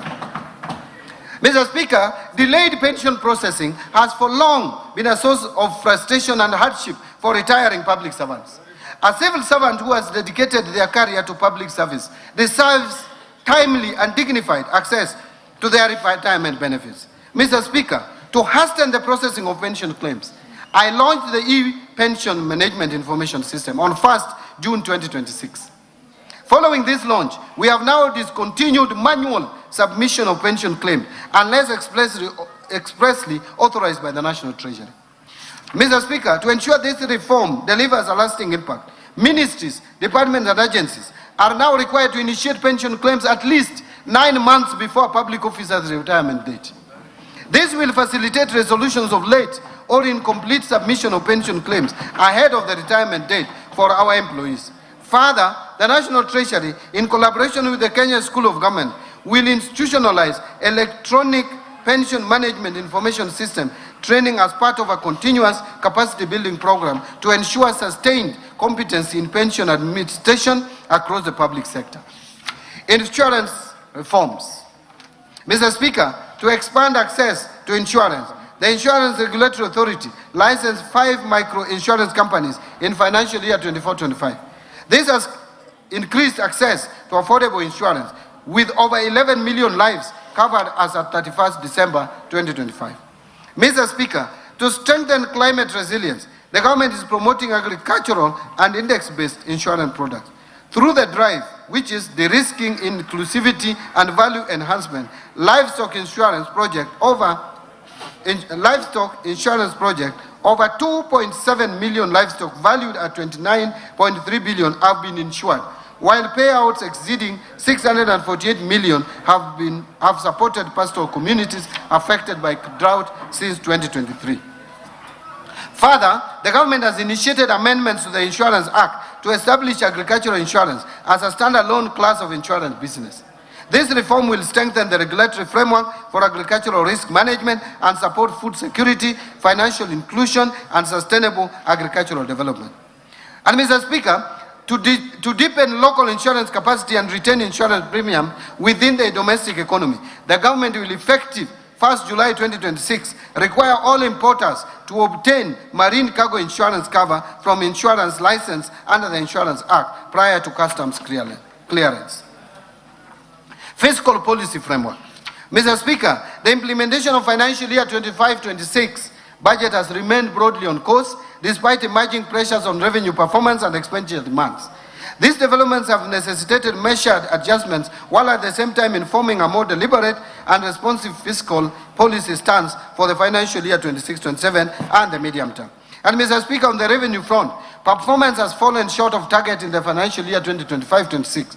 This is due to slower than expected tax receipts, largely driven by administrative constraints and a slowdown in economic activities. At the same time, expenditure pressures have intensified. The implementation of pending and newly negotiated collective bargaining agreements has raised the public sector wage bill beyond initial projections, thereby constraining fiscal space. In addition, emergency interventions in response to floods and drought have required additional resources. As a result of these developments, it became necessary to introduce targeted adjustment through supplementary budget number 1 of financial year 25-26. Mr. Speaker, to enhance tax administration, including upgrading of critical systems and strengthening of compliance efforts, the Kenya Revenue Authority was allocated additional resources in the supplementary budget number 1 for financial year 2025-27, to be exact, 17 billion. These interventions are expected to improve efficiency and support a recovery revenue performance. The supplementary budget 1 also reflected additional expenditure of 368.6 billion compared to the original budget to cater for the emerging expenditure pressures. In this regard, the fiscal deficit, including grants, is now projected at 1,199 billion, equivalent to 6.4% of GDP, compared to 901 billion or 4.7% of GDP in the original budget estimates. Mr. Speaker, fiscal policy is not merely about balancing budget. It is about creating conditions for sustainable growth, protecting the vulnerable and securing prosperity for the future generation. Accordingly, the fiscal policy for 26-27 and the medium term will be anchored on a growth-supportive consolidation path aligned to the government's priorities under the bottom-up economic transformation agenda and the 4th medium-term plan.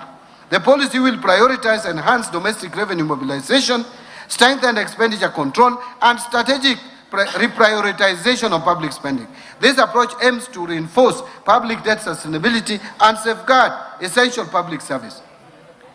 Now let me turn to domestic revenue mobilization. Mr. Speaker, every shilling of development begins with every shilling of revenue collected fairly, efficiently, and transparently.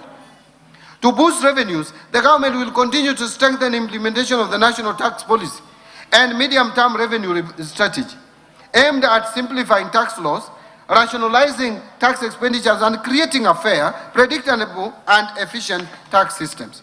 Mr. Speaker, the Kenya Revenue Authority has intensified reforms to modernize tax administration, enhance compliance, and improve service delivery through technology and innovation. Notable progress has been made in expanding the electronic tax invoice management system, with over 655,000 taxpayers now onboarded, significantly enhancing transaction visibility and strengthening VAT compliance. Integration between iTax and customs systems has improved end-to-end taxpayer visibility, while the rollout of the electronic rental income tax system has simplified I want to repeat that. While the rollout of the electronic rental income tax system has simplified compliance with the rental sector. So we have already implemented the system that I think some people are still dreaming about out there. Mr. Speaker, the Kenya Revenue Authority has also strengthened enforcement through data-driven compliance strategies, artificial intelligence, and non-intrusive cargo scanning technologies, enhancing the detection of illicit trade and reducing revenue leakages. As a result, the active taxpayer base increased by 82,000 to over 6.6 million taxpayers as at March 2026 from 6.5 million as at March 2025, reflecting a growing voluntary compliance and improved taxpayer engagement. And I want to thank Kenyans for this. Mr. Speaker, service delivery and trade facilitation have equally improved through initiatives such as Huduma Popote and enhanced customs systems, which have reduced cargo clearance times and improved operational efficiency. Mr. Speaker, in the financial year 26-27, Kenya Revenue Authority will intensify reforms to strengthen revenue mobilization, modernize tax administration, and improve taxpayer experience through the following measures. Number one, roll out integrated digital tax administration and revenue monitoring systems, including the domestic tax administration system, expanded electronic invoicing, virtual electronic tax registers, enhanced point-of-sale integration, and the e-customs mobile application to improve efficiency, compliance, and real-time visibility of transactions. Number two, implement device identification and registration and strengthen exchange of information framework to combat tax evasion, illicit trade, and cross-border revenue leakages.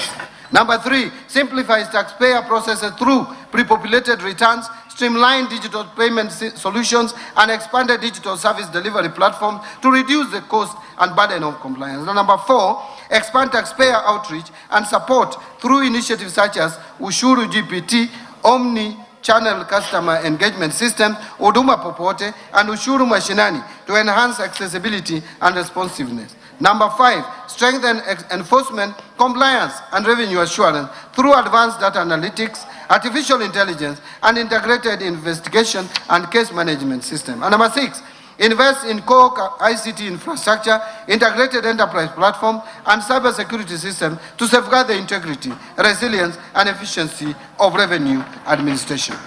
So, Mr. Speaker, the government will continue to scale up non-tax revenues by strengthening the capacity of ministries, departments, and agencies to efficiently generate income from public services while enhancing their operational system to improve efficiency and overall revenue performance. Now, I want to speak to improving efficiency of the public expenditure. Mr. Speaker, raising revenue is only half the equation. Ensuring that every shilling delivers maximum value is equally important. And in order to improve the efficiency and value for money of public expenditure, the government is implementing targeted reforms to strengthen expenditure controls, enhance transparency, and improve public sector efficiency. These reforms include the full rollout of e-government procurement, completion of key treasury single account reforms, and transition to accrual-based accounting to strengthen cash management, fiscal oversight, and financial reporting. The government will also deepen public financial management reforms through the entrenchment of zero-based budgeting, digitization and automation of pension and payroll administration, and strengthen human resource management system to enhance efficiency, accountability, and service delivery across the public sector. Further, the government will optimize the management of public assets and liabilities, accelerate state corporation reforms and targeted privatization, and scale up the use of public-private partnerships to provide private sector or private capital, improve efficiency, and support delivery of commercially viable projects. Mr. Speaker, allow me now to expound on some of the expenditure reforms that we are implementing. One, migration to accrual accounting. Mr. Speaker, effective public finance management begins with what we own, what we owe, and how public resources are being utilized. To improve cash management, the government is implementing one of the most significant financial management reforms in Kenya's history. The transition from cash basis to accrual basis of accounting under the International Public Sector Accounting Standards. Following cabinet approval of the transition roadmap in March 2024, implementation commenced in financial year 2024-25 through a structured three-year phased approach led by the National Treasury. Mr. Speaker, this reform fundamentally changes how government accounts for public resources.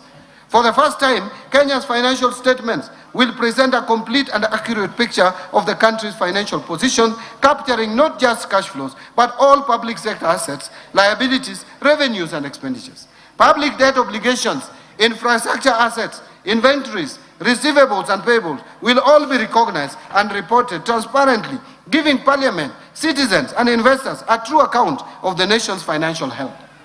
Mr. Speaker, implementation is progressing as scheduled across 3 phases. The first phase addressed financial assets and liabilities. The current phase incorporates inventories and prepayments. The final phase will bring in all remaining assets and liabilities, culminating in full consolidation of public sector entities, that is, consolidation of financial statements.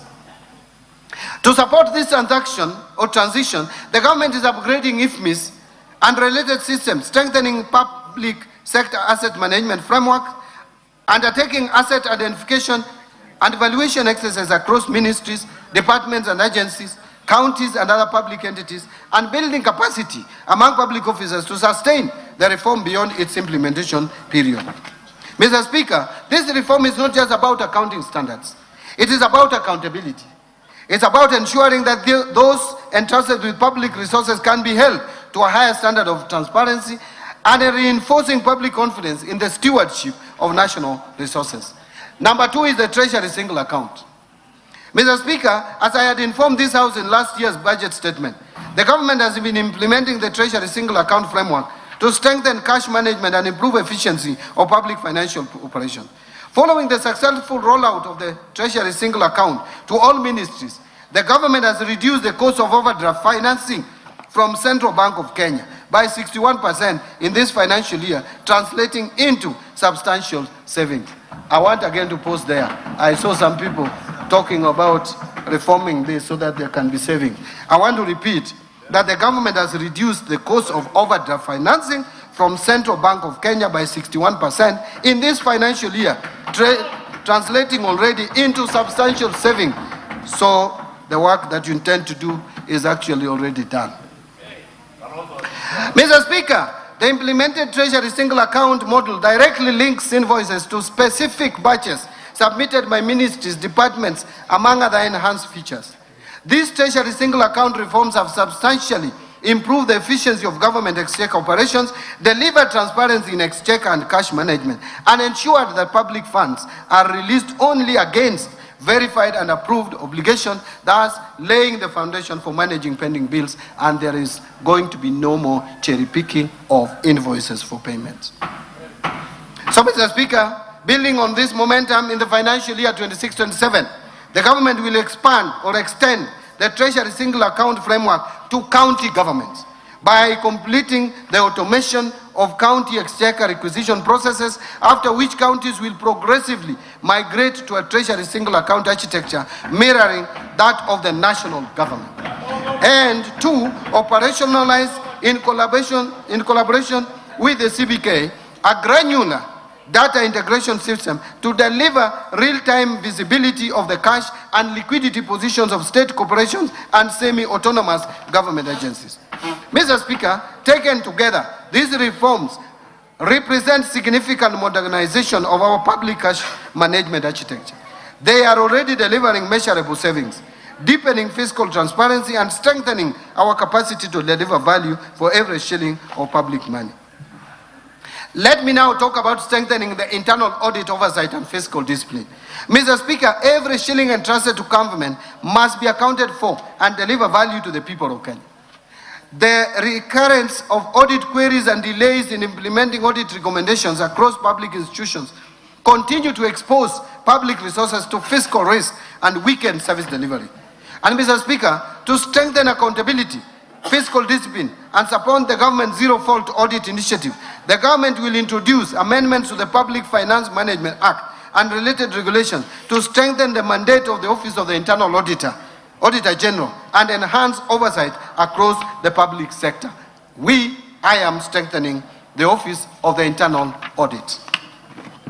The reforms will establish a framework for tracking the implementation of audit recommendations and resolutions issued by Parliament, the Office of the Auditor General, audit committees, and other oversight institutions, with clear accountability mechanisms for non-compliance.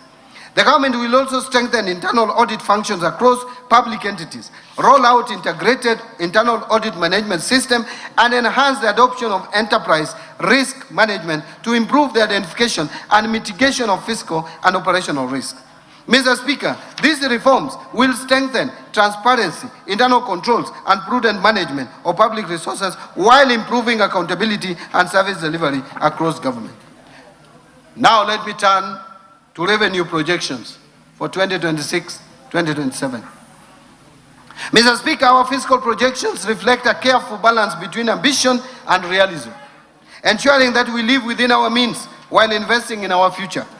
Based on the outlined policy measures, total revenue collection, including appropriation in aid, for the financial year 2026-27 is projected to be 3,630.5 billion, which is equivalent to 17.4% of our GDP. Of this, ordinary revenue is projected at 2,985.7 billion, equivalent to 14.3% of the gross domestic product. And ministerial appropriation in aid is projected at 644.8 billion, equivalent to 3.1% of GDP.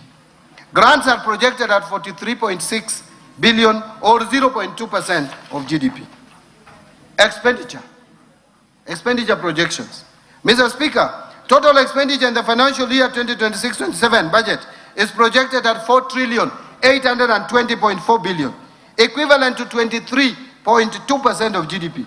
And of this, recurrent expenditure will amount to 3,568.4 billion, which is equivalent to 17.1% of GDP, and development expenditure, including allocations to domestic and foreign finance projects, contingency fund, and equalization fund, will amount to 750 billion shillings, which is equivalent to 3.6% of GDP.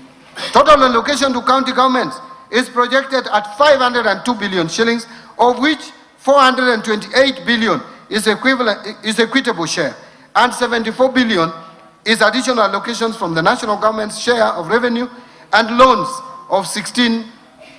and grants from development partners. So 16.6 billion national government, and loans and grants 57.4 billion. Financing deficit, fiscal deficit and financing. Mr. Speaker, the resultant fiscal deficit, including grants, is projected at 1,146.2 billion, equivalent to 5.5% of GDP. The fiscal deficit will be financed by net external borrowing of 116.2 billion, equivalent to 0.6% of GDP, and net domestic borrowing of 1,030 billion, which is equivalent to 4.9% of GDP. Public debt management. That leads us to discussion on public debt management. Mr. Speaker, debt is a tool for development, but only when managed prudently and sustainably. To preserve debt sustainability and strengthen economic resilience, the government will continue implementing fiscal consolidation measures anchored on enhanced domestic revenue mobilization, strict expenditure controls, and improved efficiency in public spending. Given these reforms, the present value of public debt to GDP is projected to decline steadily towards the approved debt anchor over the medium term.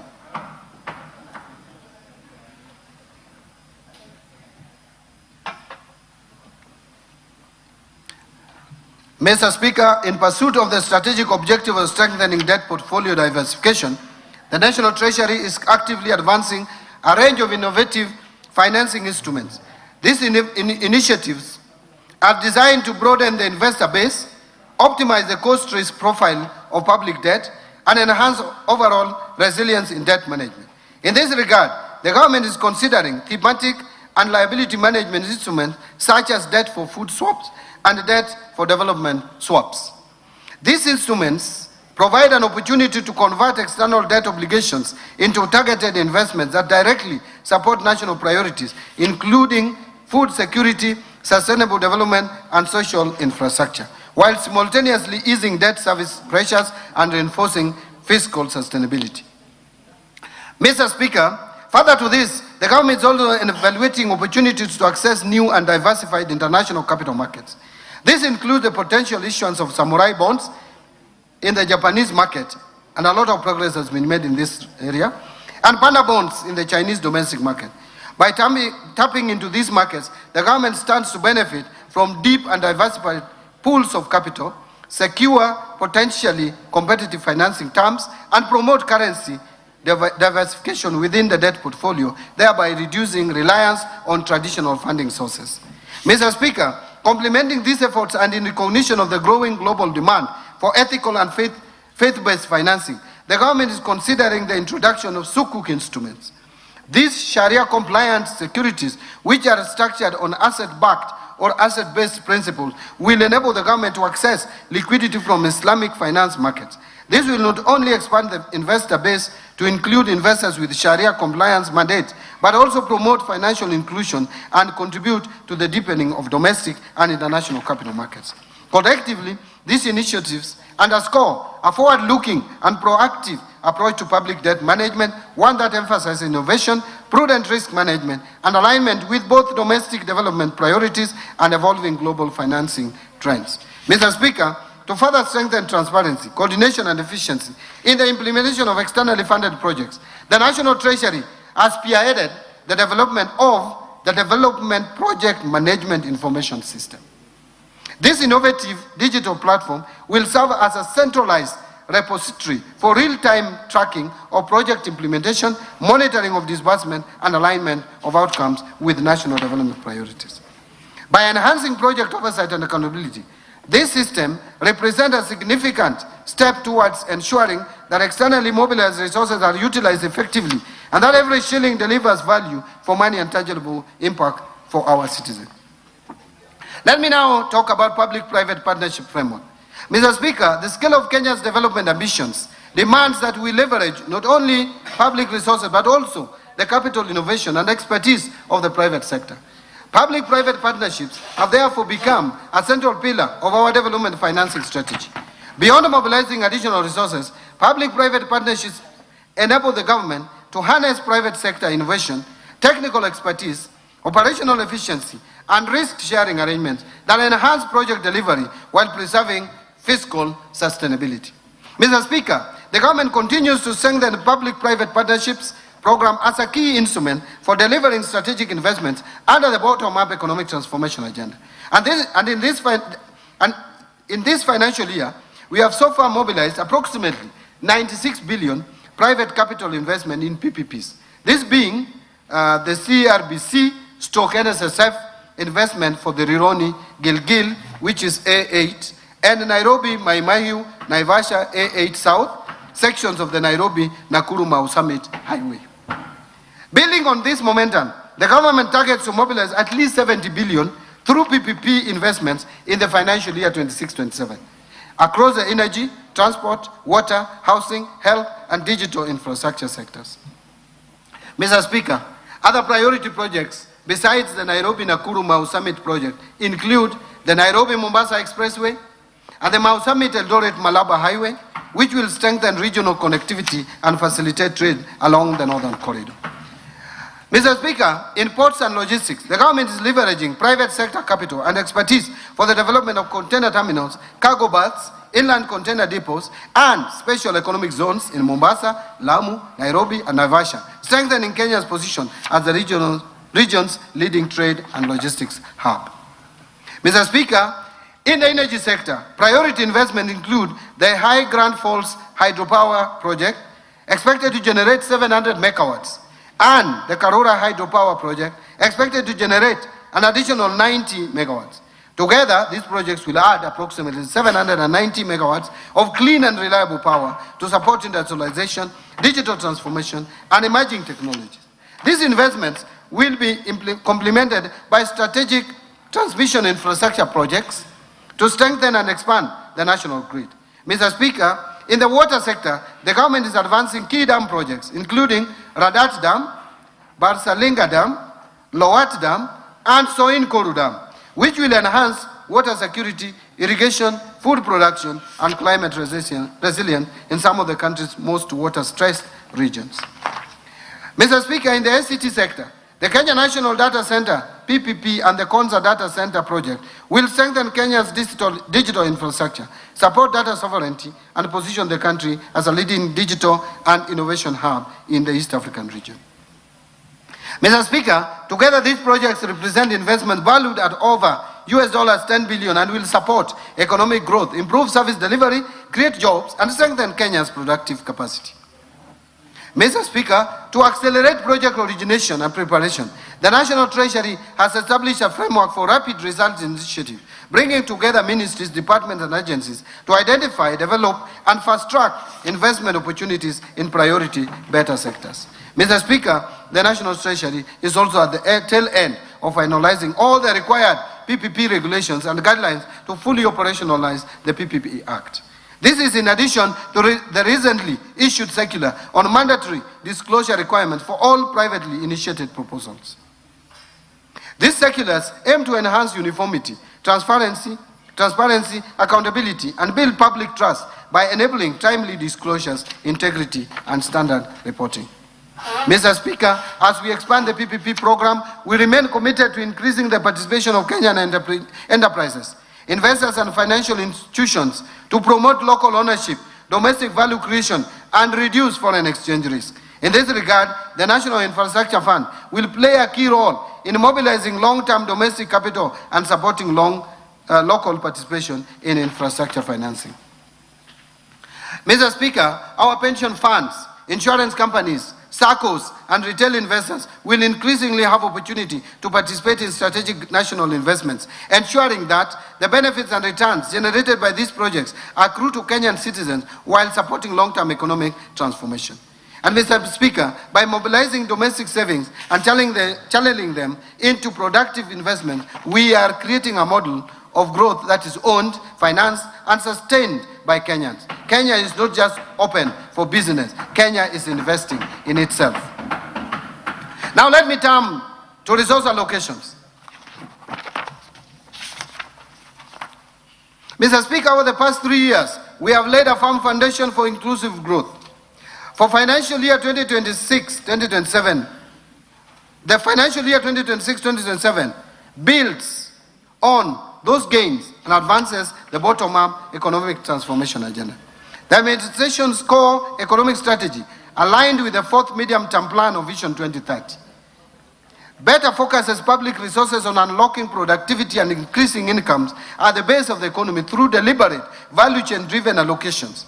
And with limited fiscal space, this budget prioritizes interventions that deliver the greatest impact in job creation, higher household incomes, and broader economic participation. Agricultural transformation and inclusive growth as the first pillar. Mr. Speaker, agriculture remains central to better and Kenya's long-term prosperity. It supports more than 2/3 of Kenyan households and generates significant employment multiplier effects, especially among groups historically excluded from modern economic opportunities.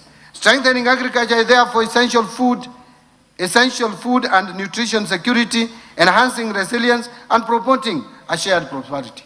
Mr. Speaker, to accelerate agriculture transformation, I propose, and bearing in mind that agriculture is largely devolved, but I propose a targeted allocation of 64 billion across priority programs that boost productivity, value addition, and resilience.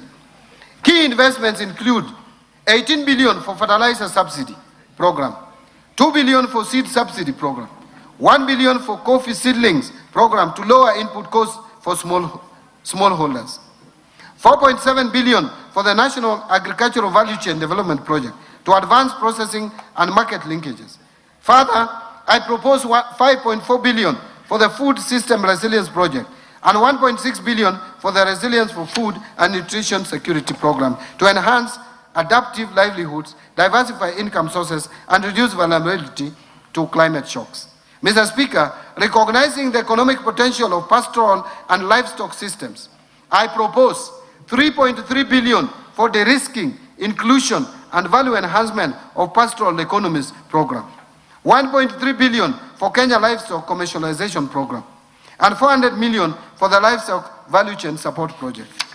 These allocations will foster greater market access, commercialization, animal health services, and resilience among pastoral communities.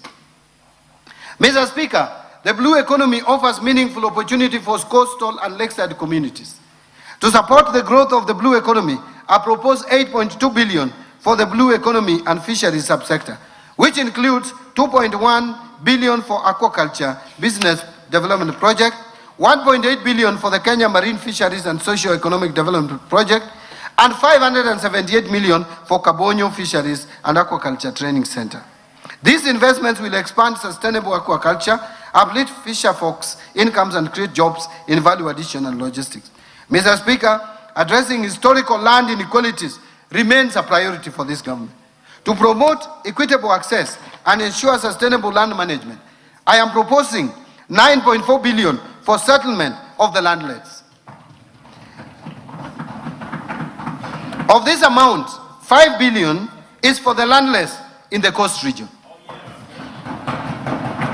892 million for the processing and registration of title deeds, and 388 million will go towards digitization of land registries to secure tenure, reduce disputes, and unlock productive land use. Now let me turn to the second pillar, that is transforming the micro, small, and medium enterprises economy. Mr. Speaker, MSMEs are the backbone of our economy. They account for 98% of businesses, provide approximately 14.9 million jobs, and contribute about 40% to our GDP. They span informal home-based enterprises, artisans, mechanics, tailors, carpenters, fabricators, and medium-sized firms. Nurturing this sector is essential for broad-based job creation and inclusive growth. Mr. Speaker, lack of affordable credit remains a major constraint for MSMEs and households at the bottom of the pyramid. To address this, I propose 550 million for the Center for Entrepreneurship Project to strengthen incubation, skills, and business development services, and 1.1 billion for rural Kenya financial inclusion facility to expand credit access and financial services to underserved communities. Housing and settlement as the third pillar. Mr. Speaker, decent housing underpins social stability and economic productivity. Our affordable housing program not only provides safe and affordable homes to Kenyans, but also generates jobs directly in construction and indirectly across building materials and services sector. To sustain this momentum, I propose 143.7 billion for the housing sector, urban development, and public works subsectors. This package will include 18.6 billion under the Kenya Urban Program, 50.6 billion for construction of affordable housing units, 20.9 billion for social housing units, and 20.2 billion for the institutional housing, and 18.2 billion for critical social and physical infrastructure. Further, support will include 2.7 billion for the Kenya Informal Settlement Improvement Project Phase 2, and 535 million targeted to support construction of county headquarters. These investments will improve living conditions, provision of services, and local governance capacity. Mr. Speaker, to protect livelihoods or lives and property through compliance with building codes and standards, I propose 2.4 billion for the regulation and development of the construction industry, thus reinforcing safety, quality, and accountability across the sector. Allow me now to turn to the other pillar, that is universal health coverage. Mr. Speaker, universal health coverage, UHC, is central to better's social contract. Equitable access to quality health services is essential for human capital, productivity, and poverty reduction. Towards this end, I have proposed 177.2 billion to the health sector to advance UHC and strengthen essential services. Key allocations include 8.6 billion salaries for UHC staff, 19.1 billion for primary healthcare fund to finance frontline services. Mr. Speaker, to reduce the burden of communicable diseases and advance immunization, I am proposing 18.5 billion for the Global Fund and 6.4 billion for vaccines and immunization program. This investment will protect children and communities and reduce health-related economic shocks. Mr. Speaker, tackling cancer and other chronic illnesses requires focused investment. I propose 3 billion to the emergencies, chronic and critical illness fund. 1 billion for construction of a cancer center at Kisii Level 5 Hospital. 300 million to strengthen cancer management in Kenyatta National Hospital. And 150 million for the expansion of comprehensive cancer center at Kenyatta University Teaching Referral and Research Hospital. These measures will expand diagnostic and treatment capacity across the region, given that we are leading as a leading hub in terms of health in this region. Mr. Speaker, to improve tertiary health care, I propose 45.3 billion for our referral hospitals. Additional targeted investments will include the following: 470 million for the construction of Kenyatta National Hospital Burns and Pediatrics Center, 300 million for innovations and replacement of obsolete equipment at Kenyatta National Hospital, and 2 billion for construction of a new 2,000-bed multi-speciality at Moi Teaching and Referral Hospital to expand capacity and improve health outcomes. Mr. Speaker, to ensure reliable supply chains and strengthen human resources, I am proposing 20.9 billion for Kenya Medical Supplies Agency, KEMSA, 3.1 billion for the Kenya Medical Research Institute, 1.3 billion for the Integrated Reproductive Health Program, 500 million for family planning and reproductive health commodities, and 600 million for equipment at the National Blood Transfusion Services. Mr. Speaker, as a country, we value the services offered by our health workers. To build workforce capacity, I propose 9.3 billion for medical interns, 10.9 billion for the Kenya Medical Training College, and 3.2 billion and 396 million for stipend and medical insurance for community health promoters, respectively. Under digital superhighway and creative economy, Mr. Speaker, digital transformation is a strategic enabler for competitiveness in the fourth industrial revolution. Digital connectivity and literacy are essential for education, healthcare, finance, markets, public services, and emerging digital opportunities. Mr. Speaker, Kenya's creative economy, encompassing film, music, fashion, arts, media, digital content, and design, has become a powerful engine for growth and youth empowerment. Investing in creative industries expands cultural exports and drives innovation. Mr. Speaker, to accelerate digital adoption and inclusion, I propose 8.6 billion Kenya shillings to this sector.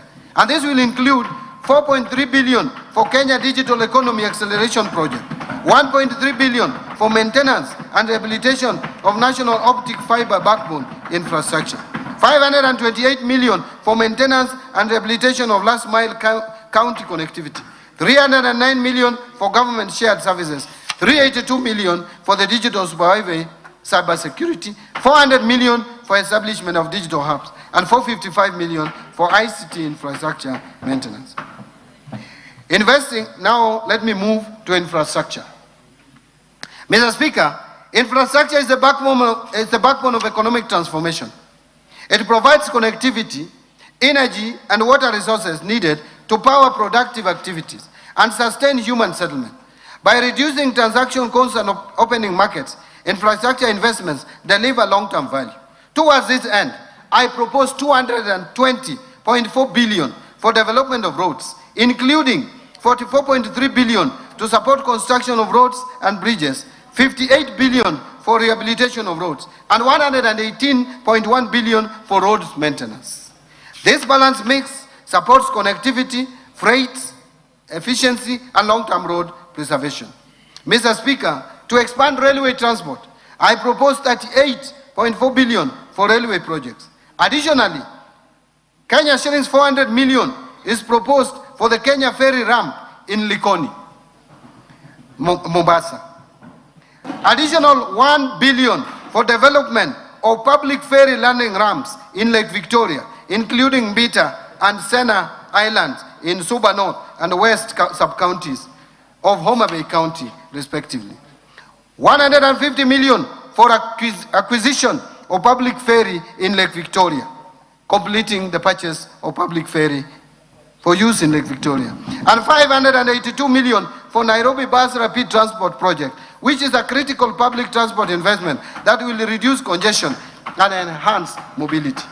Mr. Speaker, reliable, affordable energy is vital for industry and households. I propose 30.9 billion to the energy subsector, including 7.5 billion for the national grid system, 20.2 billion for rural electrification, and 3.2 billion for alternative energy technologies. These allocations expand access, lower costs, and promote sustainable growth. But I wish to add that a lot of energy projects will be financed through National Infrastructure Fund because they are commercially viable. And now I want to turn to education. Education. Yes, I'm turning now to education. Improving education outcomes. Mr. Speaker, Kenya's future depends on developing strong human capital. And to this end, we will continue to strengthen quality learning, training and research, promote equity and inclusivity, scale up investment in education, fortify the system against emerging technological and labor market shift, as well as fortify education to industry linkages, thus ensuring skills match demand.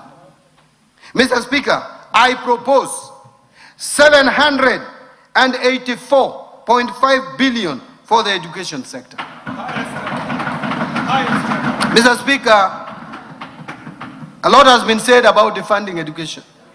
But in 2026-27, we are proposing 784.5 billion shillings, which is 26.4% of the ministerial budget. Compare that to 2021-2022 budget, before this administration came into office. The budget for education was 526 billion shillings. That has increased now by 49%. And it was 24.5% of the ministerial budget. Now it is 26.5% of the ministerial budget.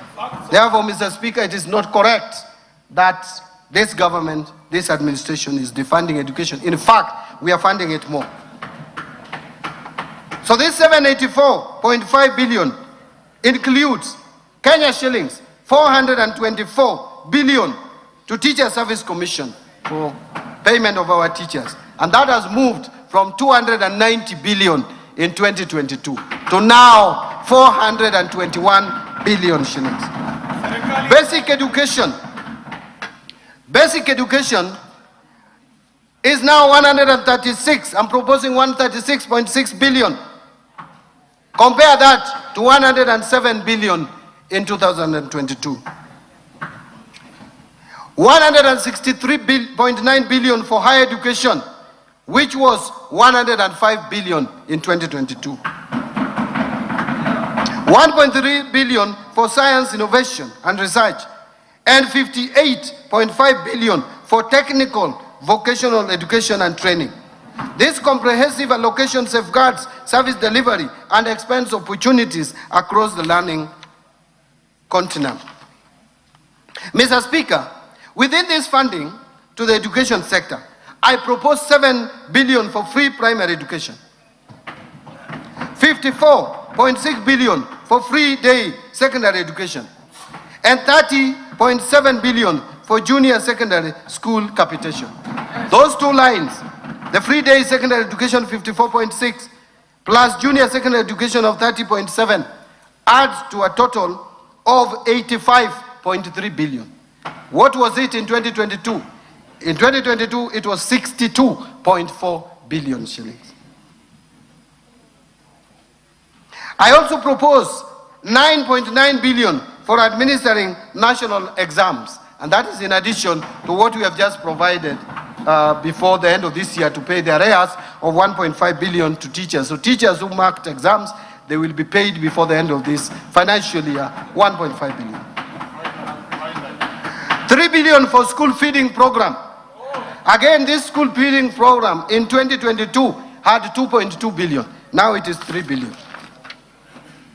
Mr. Speaker, I am proposing 4.9 billion to be provided for conversion of 20,000 intern teachers into permanent and pensionable from January 2027. Further, the newly recruited 24,000 intern teachers will be converted into permanent and pensionable terms in July 2027. In this respect, I am proposing an allocation of 8.2 billion for intern teachers to address staffing gaps and improving learning outcomes. Mr. Speaker, this government, by the time we reach next year, we will have employed 116,000. If you put it in terms of averages, over 20,000 teachers per year. There is no any other government that has ever employed more than 10,000 teachers per year. This government is employing on average 20,000 teachers per year. Mr. Speaker, to improve learning environment and skills training, I am proposing 4.1 billion for primary and secondary school infrastructure and 2.1 billion for construction and equipping of TVET centers, 7.1 billion for the Kenya Primary Education Equity and Learning Program, and 4.7 billion for Kenya Secondary Education Quality Improvement Project. Mr. Speaker, further investments in this sector include the following: 56.3 billion for Higher Education Loans Board for provisional loans to university and TVET students. And how much was it in 2022? 15.39. It has moved from 15.39 to 56.3 billion in this financial year. There is additional 30.9 billion for university scholarships. There is also 9.2 billion dedicated specifically for TVET scholarships, and 6.7 billion for CBA arrears for universities and 2021-2022 CBA, and another 5.9 billion for ongoing projects in universities across the country, measures that expand access and strengthen human capital for a competitive economy. Mr. Speaker, let me talk now or speak to supporting manufacturing for job creation. Mr. Speaker, manufacturing is a linchpin for structural transformation. We will therefore continue to strengthen local value chains, deepen backward and forward linkages, and enhance competitiveness in domestic and export markets. Mr. Speaker, to continue promoting local industries, I propose 16.7 billion to support manufacturing initiatives across implementing agencies. This includes 2.6 billion for equipping county integrated agro-industrial parks, the ones that have been completed. 5.4 billion for supporting access to finance and enterprise recovery projects. 602 million for development of a three-river textile hub. 300 million for establishment of flagship export processing zone SAP, and 604 million for the development of special economic zone textile park in Naivasha, and 2.4 billion for Kenya jobs and economic transformation. These measures will deepen industrial clustering and create high quality jobs. Mr. Speaker, I further propose 500 million for coffee cherry revolving fund, 2 billion for coffee debt waivers, and 2.7 billion for sugar sector reforms in order to stabilize key agricultural industrial value chains and protect livelihoods.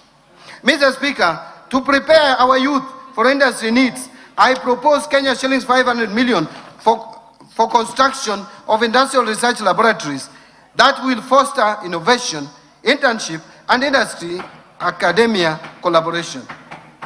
Now, improving security, which is of concern to all of us. Mr. Speaker, a safe and stable environment is indispensable for investment, trade, and economic growth. I therefore propose 252.1 billion for defense, 144.7 billion for the National Police Service, 64 billion for the National Intelligence Service, 63.9 billion for internal security and the national administration, and 42.6 billion for prison services. And these allocations strengthen national security and uphold the rule of law. Specific security interventions or investments include 13 billion to cater for leasing of police motor vehicles, 7 billion for police modernization program, 1 billion for construction and modernization of national forensic facilities.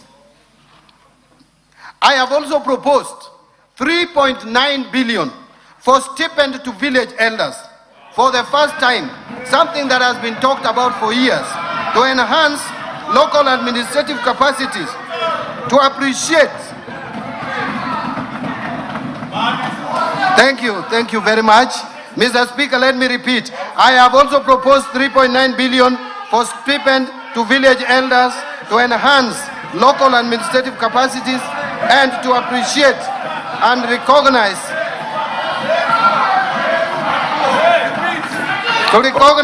the role played by village elders in helping address security and other societal challenges. Mr. Speaker, allow me now to turn to protecting the vulnerable groups in our society. Mr. Speaker, social safety nets remain central to BETA's objective of poverty reduction and inclusive growth. Strengthen safety nets, protect livelihoods, create pathways out of poverty, and enable economically excluded households to participate in productive activities. In this regard, Mr. Speaker,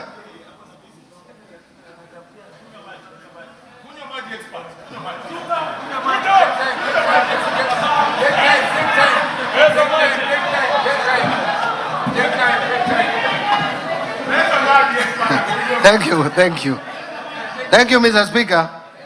In this regard, I propose 41.8 billion to protect the vulnerable Kenyans, including 24.6 billion for cash transfers to the elderly persons, 8.9 billion for cash transfers to orphans and vulnerable children, and 1.5 billion for cash transfers to persons living with severe disabilities. These measures provide immediate relief and sustain basic consumption. And Mr. Speaker, the allocation also includes 4.3 billion for the Kenya Hunger Safety Net Program, 550 million for the National Fund for the Disabled of Kenya, 1.1 billion for the Child Welfare Society of Kenya, and 200 million to support autism and albinism programs in order to strengthen social protection and community support systems. Under equity, poverty reduction, women and youth empowerment. Mr. Speaker, anchored on the Kenya Young People's Agenda, we are funding key government interventions that will equip young youth with entrepreneurial and life skills, promote local and international employment, and unlock opportunities for youth-owned MSMEs. Mr. Speaker, the government will also fund initiatives that advance gender equality by promoting meaningful inclusion of women in decision-making, enhancing their economic empowerment, and in intensifying efforts to eliminate gender-based violence and harmful practices such as female genital mutilation. Mr. Speaker, to empower youth, women and constituencies across the country, I propose 110.2 billion for targeted initiatives.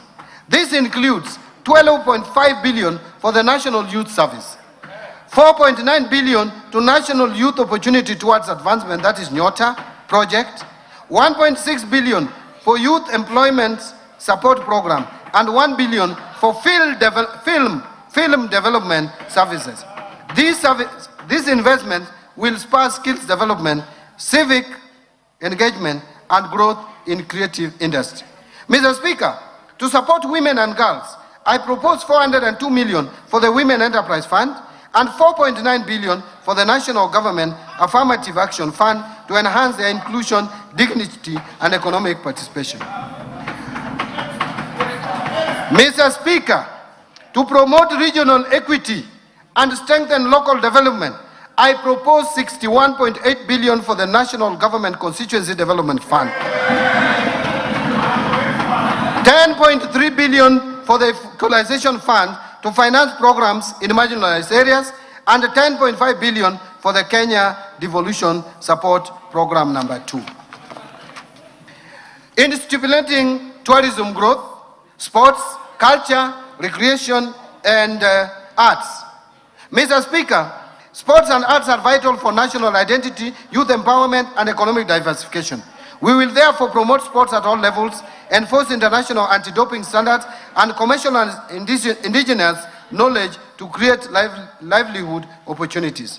To harness national talent and promote Kenya as a regional cultural hub, I propose 45.6 billion for sports, culture, recreation and tourism, including 25.2 billion for sports, arts and social development fund, 14.3 billion for the tourism fund, and these allocations will stimulate jobs, community development and foreign exchange earnings.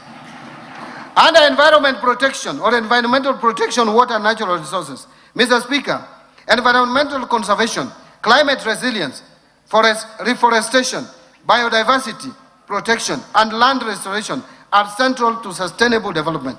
Access to clean water, improved sanitation and expanded irrigation are equally crucial for health, productivity and agricultural growth. Towards this end, I propose an allocation of 124.8 billion for the cluster. And Mr. Speaker, to safeguard ecosystem and tackle climate risk, I propose 13.4 billion for forest resources conservation and management, 1.7 billion for forest research and development. I also propose 3.2 billion for tree growing campaign. Mr. Speaker, I further propose 4.7 billion for environment management and protection, 8.9 billion for the Kenya financing locally led climate action project, FLOCA, and 1.8 billion for meteorological service. Mr. Speaker, in order to support solid waste management in Nairobi, I propose 2.5 billion and 1 billion for the removal of asbestos as well. Additional targeted allocations in this sector include 13 billion for wildlife security, conservation and management, 1.2 for wildlife research and development, 1.1 billion for human-wildlife conflict compensation, 800 million for wildlife insurance. And these investments protect natural capital that underpins tourism and rural livelihoods. Mr. Speaker, to expand water infrastructure and ensure water security, I propose 51.5 billion for water and sewerage infrastructure development, 6.3 billion for water resource management, 2.5 billion for water storage and flood control.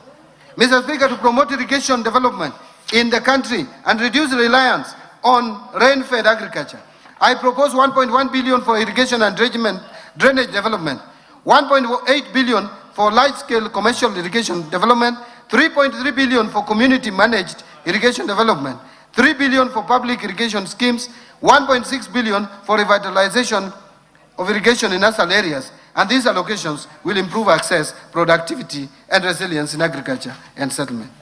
Now, improving governance and sustaining the fight against corruption. Mr. Speaker, strong institutions and adherence to the rule of law are prerequisites for sustainable development. Effective governance strengthens investor confidence and ensures efficient delivery of public services. To strengthen accountability and the rule of law, I propose 5.1 billion for the Ethics and Anti-Corruption Commission, 7 billion for the Office of the Director of Public Prosecutions, 6 billion to the State Law Office, 9.8 billion for the Office of the Auditor General, and these allocations will intensify anti-corruption efforts and reinforce public sector integrity. Mr. Speaker, to enhance parliamentary oversight and legislative functions, I propose 50.9 billion for Parliament. Further, to support administration of justice, I propose 30.4 billion for the judiciary.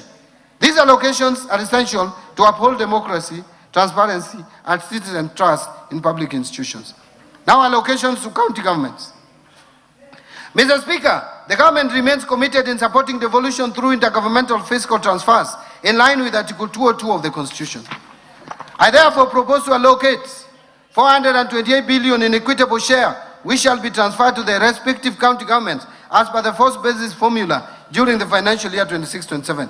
The 428 billion represents 21% of the most recently audited revenues for the financial year 22-23, way higher than the minimum of 15% prescribed in Article 203 2 of the Constitution. Mr. Speaker, including the additional allocation from the national government share of revenue of 16.6 billion to the proposed shareable of 428 billion, implies that the county government will receive a total of Kenya shillings 444.6 billion, just a few billions, less than about 5 billion less than what is in the 10-point agenda. Further to this allocation, I have proposed an additional allocation of 57.4 billion from loans and grants from development partners. Mr. Speaker, the National Treasury has developed the Draft Public Finance Management Bill 2025, which proposes to amend Sections 42 and 191 of the Public Finance Management Act, CAP 412. These amendments aim to provide for submission of two separate bills, one on the county government's additional allocations, national government share of revenue bill, and the other on proceeds from loans and grants from development partners bill. This will mitigate delays in the approval and disbursement of county government's additional allocations. Now let me speak or talk about equalization fund. Mr. Speaker, to support implementation of projects in the marginalized areas, 10.3 billion has been proposed as an allocation to the equalization fund in the financial year 26-27. Mr. Speaker, now I turn to county government's pending bills. Mr. Speaker, the growing stock of pending bills in county government poses a fiscal risk. As of 30th June 2025, county governments reported outstanding pending bills of 183 billion. And Mr. Speaker, during its 27th ordinary session, the Intergovernmental Budget and Economic Council, IBEC, approved and adopted the county government's pending bills action plan submitted by the Controller Budget. The Council directed all county governments to customize and implement their respective pending bills action plans to progressively reduce the stock of pending bills. I urge county governments to ensure full implementation of the agreed action plans.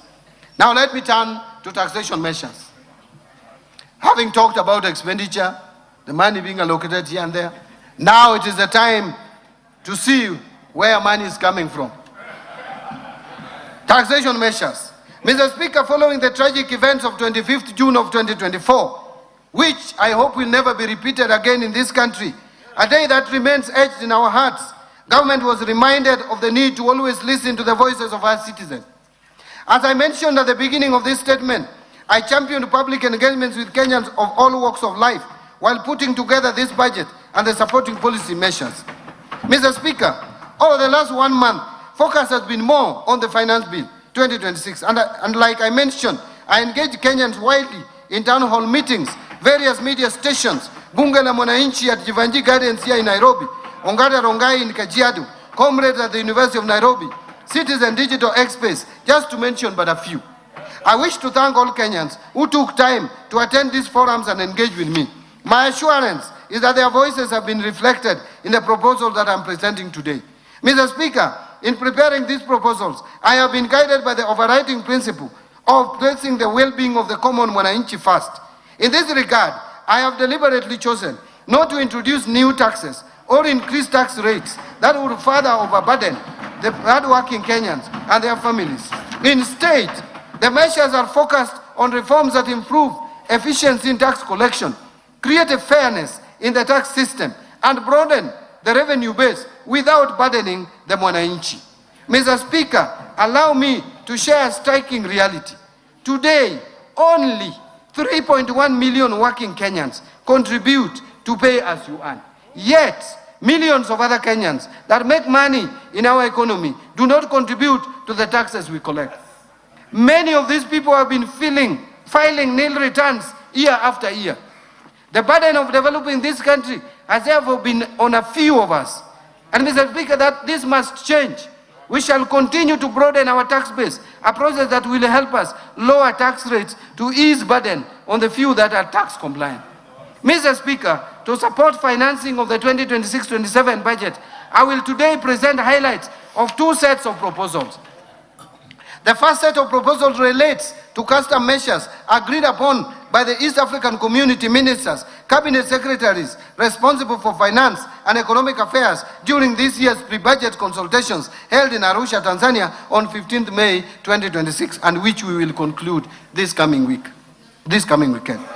The measures agreed upon target to support local manufacturing, promote value addition, strengthen industrial competitiveness, enhance food security, protect jobs, and align the regional tariff structure with Kenya's economic development projects. The second set of proposals are contained in the Finance Bill of 2026. These measures are guided by three key principles. First, efficiency, to ensure tax collection is done with minimal leakages and ease compliance. Second, fairness, to ensure that the tax burden is shared equitably among all. And third, simplicity, to ensure that compliance with tax laws is straightforward, transparent, and predictable for all Kenyans. Mr. Speaker, The measures I present today, majority of which are targeted to simplify tax compliance and strengthen tax administration, are expected to yield an additional Kenya shillings 98.9 billion in terms of revenues. So let me turn to custom measures. Mr. Speaker, allow me to express my sincere appreciation to this House for the approval granted to the custom measures on 8th of May 2026, which are subsequently presented during the pre-budget consultations held in Arusha, Tanzania on 15th May of 2026. I wish to inform this House that all those measures were subsequently adopted by the East African Community Ministers, Cabinet Secretary responsible for finance and economic affairs. These measures will take effect from 1st July 2026. I will now highlight some of them.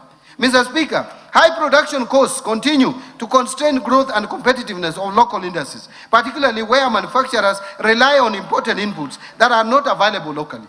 To lower the cost of production for our local industries and make locally produced goods affordable, Kenya secured an approval at the region to continue applying a 0% duty remission on selected inputs used in manufacture of pharmaceutical products, roofing materials, automotive parts for vehicles and motorcycles, and cold rooms for preservation, leather processing, and the assembly of smart mobile phones, laptops and tablets. Kenya also secured approval to continue applying a duty remission rate of only 10% on selected inputs used in furniture and door manufacturing, as well as completely knocked down kits for assembly of motorcycles. Through these measures, jobs created by the industries in these categories remain protected to support livelihood of our people. Mr. Speaker, food security is one of the pillars under the bottom-up economic transformation agenda, and therefore remains a national priority. To support affordability of food and animal feeds by Kenyans, Kenya was allowed to continue importing wheat at a duty remission rate of 10% instead of the common external tariff rate of 35%. Continue importing imports for manufacture of animal feeds. I want to repeat. Continue importing inputs for manufacture of animal feeds duty-free under the East African Community Duty Remission Scheme, and apply a 0% import duty on dates consumed by our Muslim brothers and sisters during the period of Ramadan in 2027. Kenya also secured approval to continue applying an import duty of 35% or $200 per metric ton, whichever is higher, on imported rice instead of the common external tariff rate of 75% or $345 per metric ton. Mr. Speaker, to promote value additional products locally grown by our farmers, Kenya was allowed a stay of application of East African Community Common External Tariff rates and apply a duty rate of 35% or equivalent specific duty rates on selected processed food products, including preserved vegetables, peas, sweet corn, tomato products, sauces, jams, edible oils, malt extract, and other prepared food products. This will cushion the local industries from imported products and make Kenyan products more competitive in the domestic market.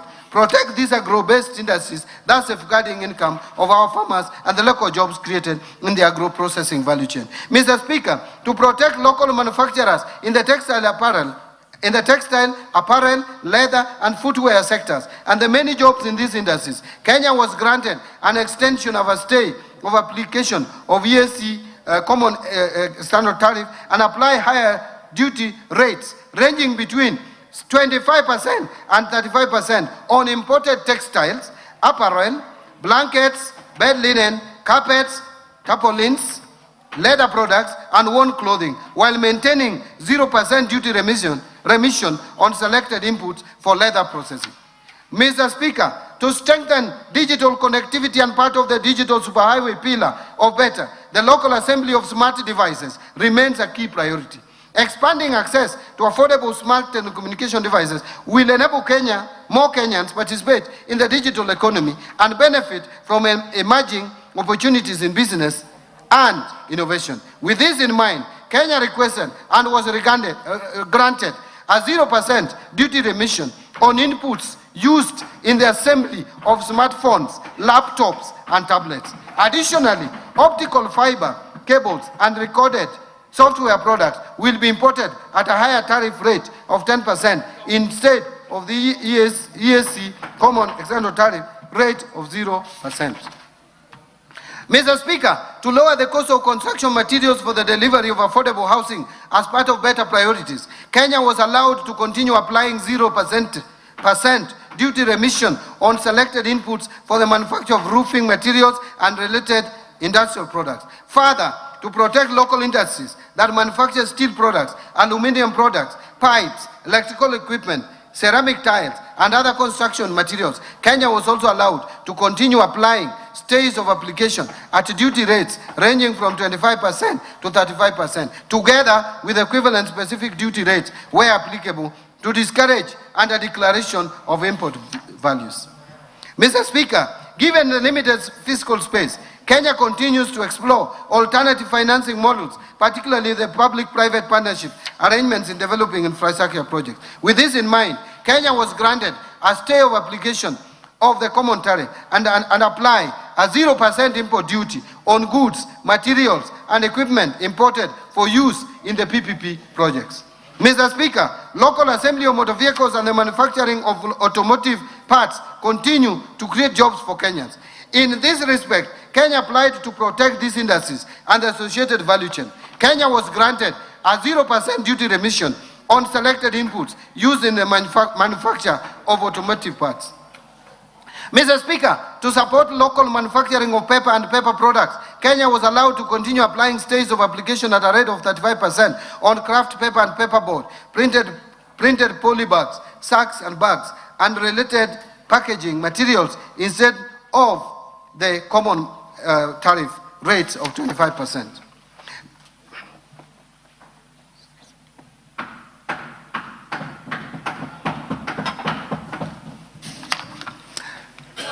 Mr. Speaker, to protect local manufacturers of household and industrial products and the jobs therein, Kenya will continue to the stays of application under the common tariff rates and apply rates ranging from 25 to 35%, together with equivalent specific duty rates where applicable on products including LPG stoves, cookware, aluminum products, steel products, electrical equipment, and related manufactured goods.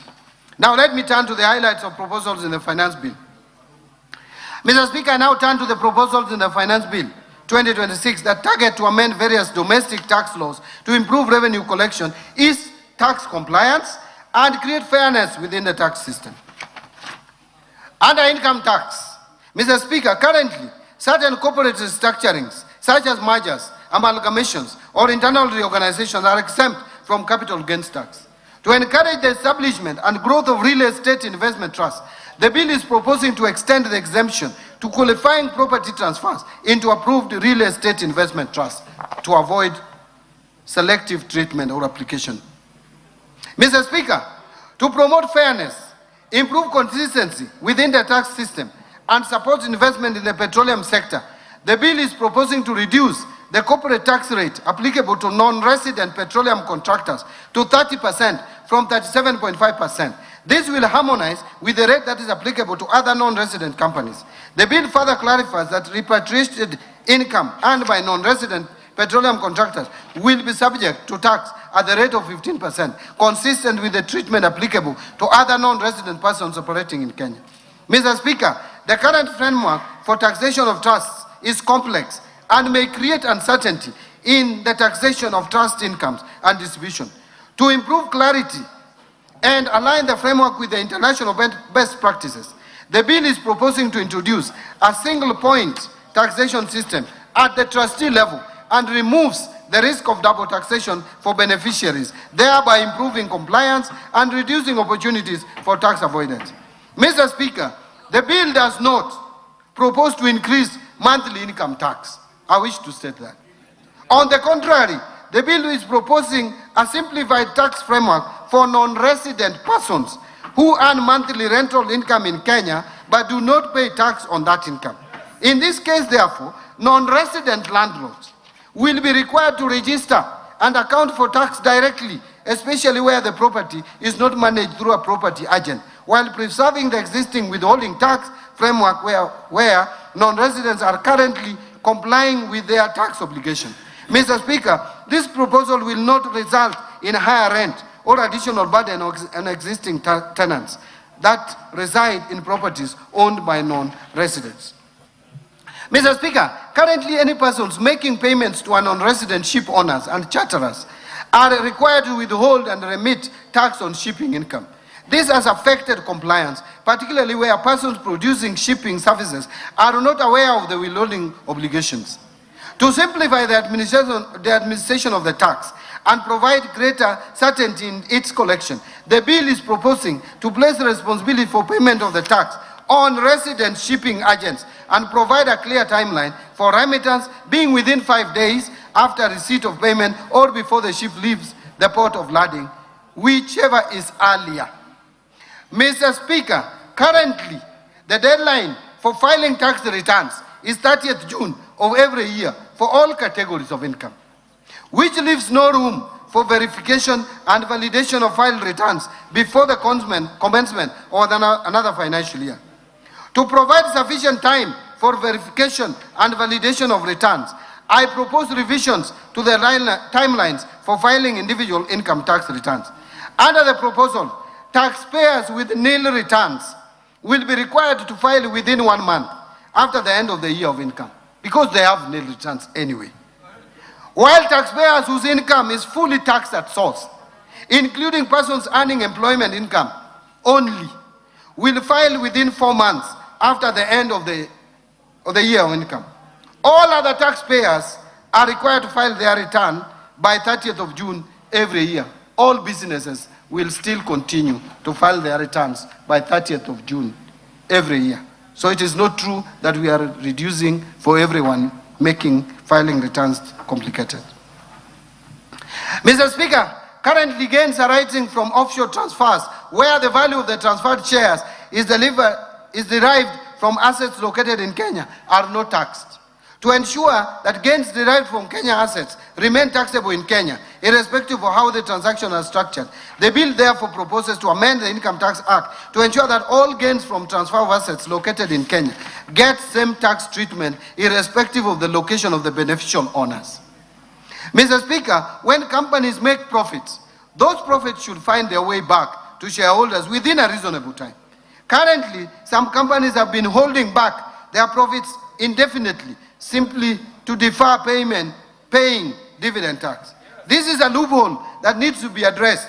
In order to provide greater certainty in the application of the deemed dividend provision, which is already in law, and discourage indefinite retention of profits solely for purpose of deferring dividend taxation, the bill is proposing to introduce a minimum deemed dividend distribution threshold of 60% of undistributed income.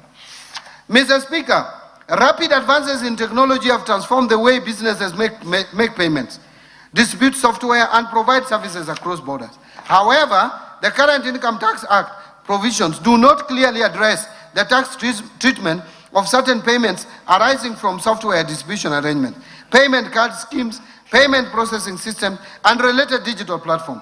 This has created uncertainty and disputes regarding the taxation of interchange fees, merchant service fees, and other payments made for access to this system.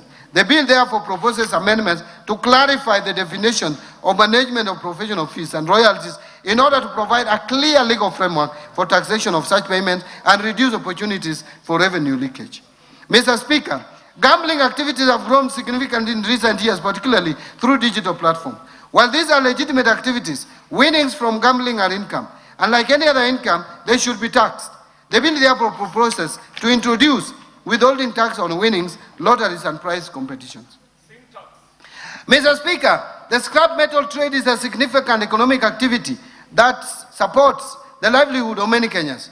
To improve traceability of transactions and strengthen compliance for scrap metal trade, the bill proposes to introduce a withholding tax on incomes earned from the sale of scrap metal at a low rate of 1.5% of the gross amount paid. Mr. Speaker, currently payments made by the national carrier to non-resident service providers are exempt from payment of withholding income tax, while similar payments when made to residents are taxed. To promote fairness and ensure consistent tax treatment between resident and non-resident service providers, the bill proposes to remove the exemption from withholding tax on payments made by the national carrier to non-resident service providers. Value-added tax, VAT. Mr. Speaker, I will now turn to the proposed amendments to the value-added tax. Mr. Speaker, dialysis remains a life-sustaining treatment for many Kenyans living with kidney disease. Yet the cost of essential renal treatment equipment continues to place pressure on households and healthcare providers. The bill therefore proposes to exempt dialyzers, which is a critical life-saving component for patients experiencing kidney failure, from VAT to reduce their cost and make renal treatment affordable. Mr. Speaker, the government recognizes the important role that trade in used clothing and footwear, commonly known as mitumba, continues to play in supporting livelihood and affordable access to clothing across the country. To simplify compliance, the bill proposes to charge VAT at the point of importation, while subsequent domestic sales of worn clothing and worn footwear will be exempt from VAT. This means that mitumba traders selling to everyday Kenyans will not be burdened with VAT obligations. Contrary to what is being said out there, we are making mitumba more and more cheap because there will be no multiple VATs. You only pay once at the point of entry. Mr. Speaker, currently passengers arriving at the ports of entry in Kenya are allowed VAT exemption on value of goods not exceeding only US $300. This threshold has remained unchanged and has not kept pace with the current realities.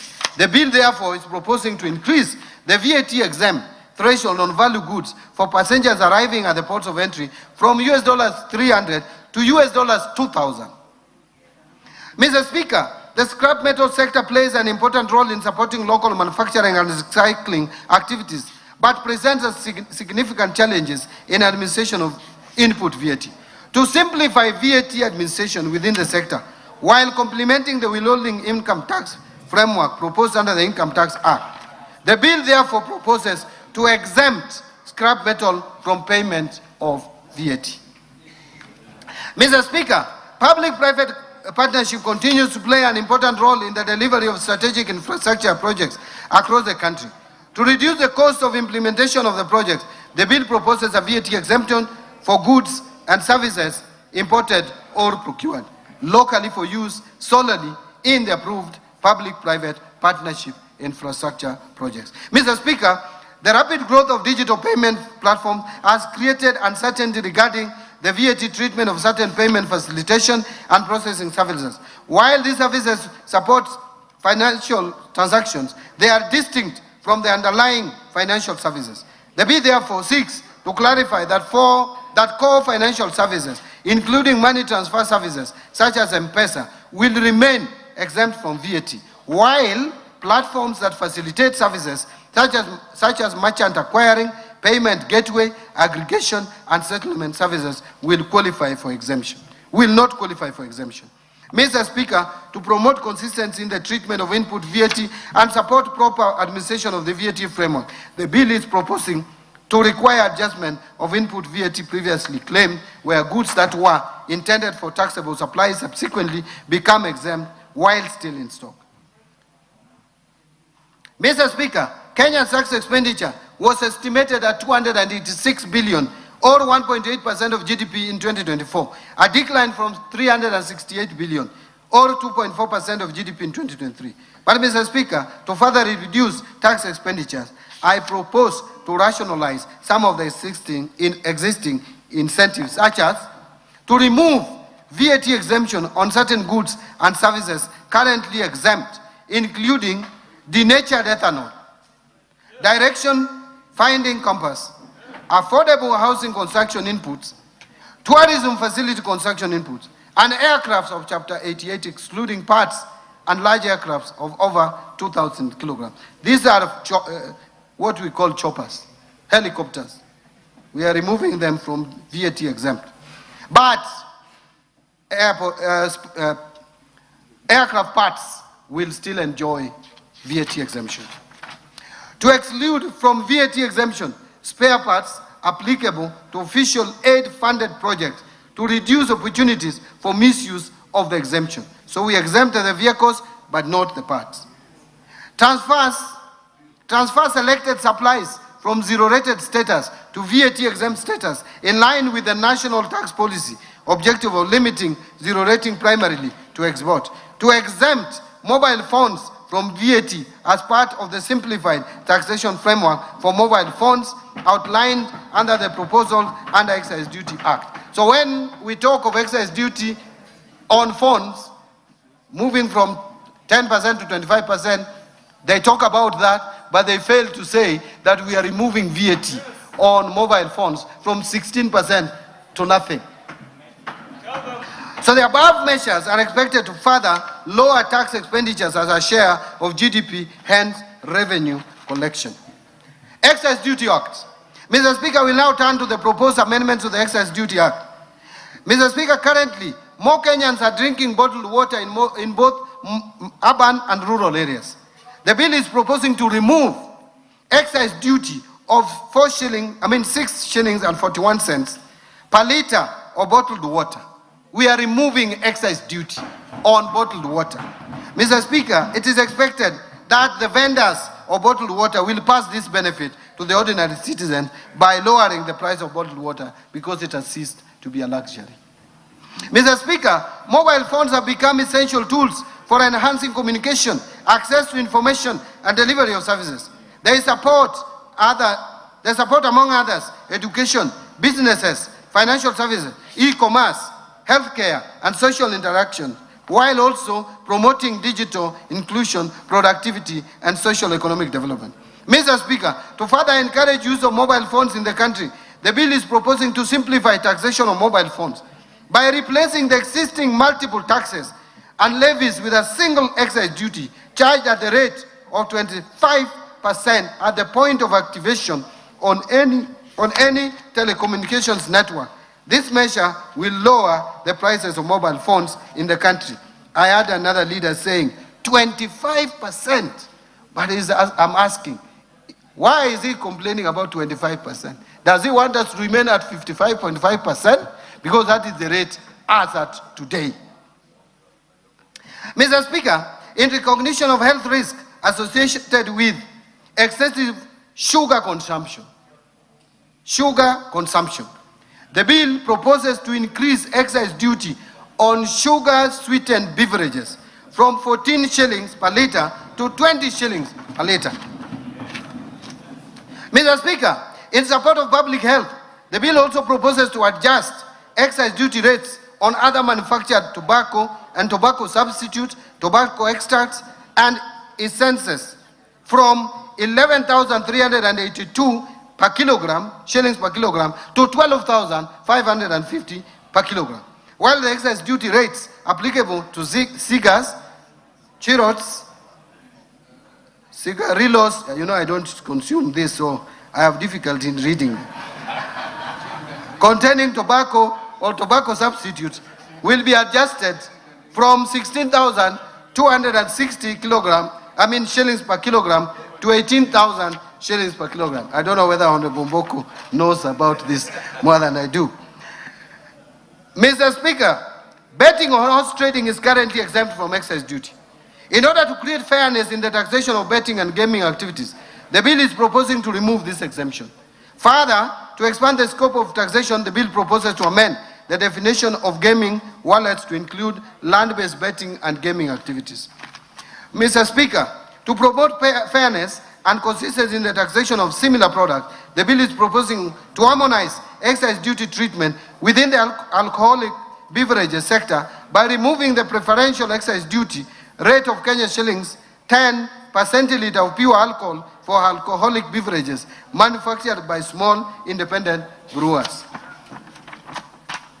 Mr. Speaker, in the Finance Act of 2025, excise duty rate for undenatured extra neutral alcohol supplied to licensed manufacturers of spirituous beverages was set at 500 shillings per litre. To support manufacturers in this sector, the bill proposes to reduce the applicable excise duty rate to 80 shillings per litre. And in addition, the bill proposes amendment to clarify that this rate is applicable to both locally purchased and imported and denatured extra neutral alcohol supplied to licensed manufacturers. Mr. Speaker, to To address environmental externalities, the bill proposes to introduce excise duty on coal at the rate of 5% of the excisable value. The bill also proposes to extend excise duty on plastic articles for locally manufactured products in order to promote consistency in tax treatment. And Mr. Speaker, the bill further proposes to establish a clear excise duty taxation framework for vintage and collector vehicles. This proposal relates to vehicles whose year of first registration is at least 30 years before the date of purchase and whose value is at least 10 million shillings. Tax procedures.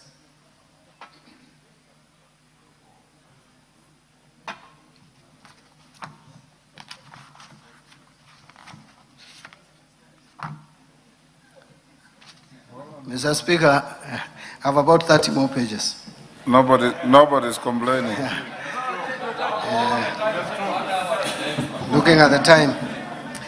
Now, on Tax Procedures Act, Mr. Speaker, the proposed amendments to the Tax Procedures Act seeks to strengthen tax administration, improve compliance, support digitization, and make it easier for taxpayers to meet their obligations. Mr. Speaker, currently, foreign investors are required to obtain KRA PIN before opening Central Depository and Settlement Corporation, that is CDSC, accounts to participate in trading in the Nairobi Securities Exchange.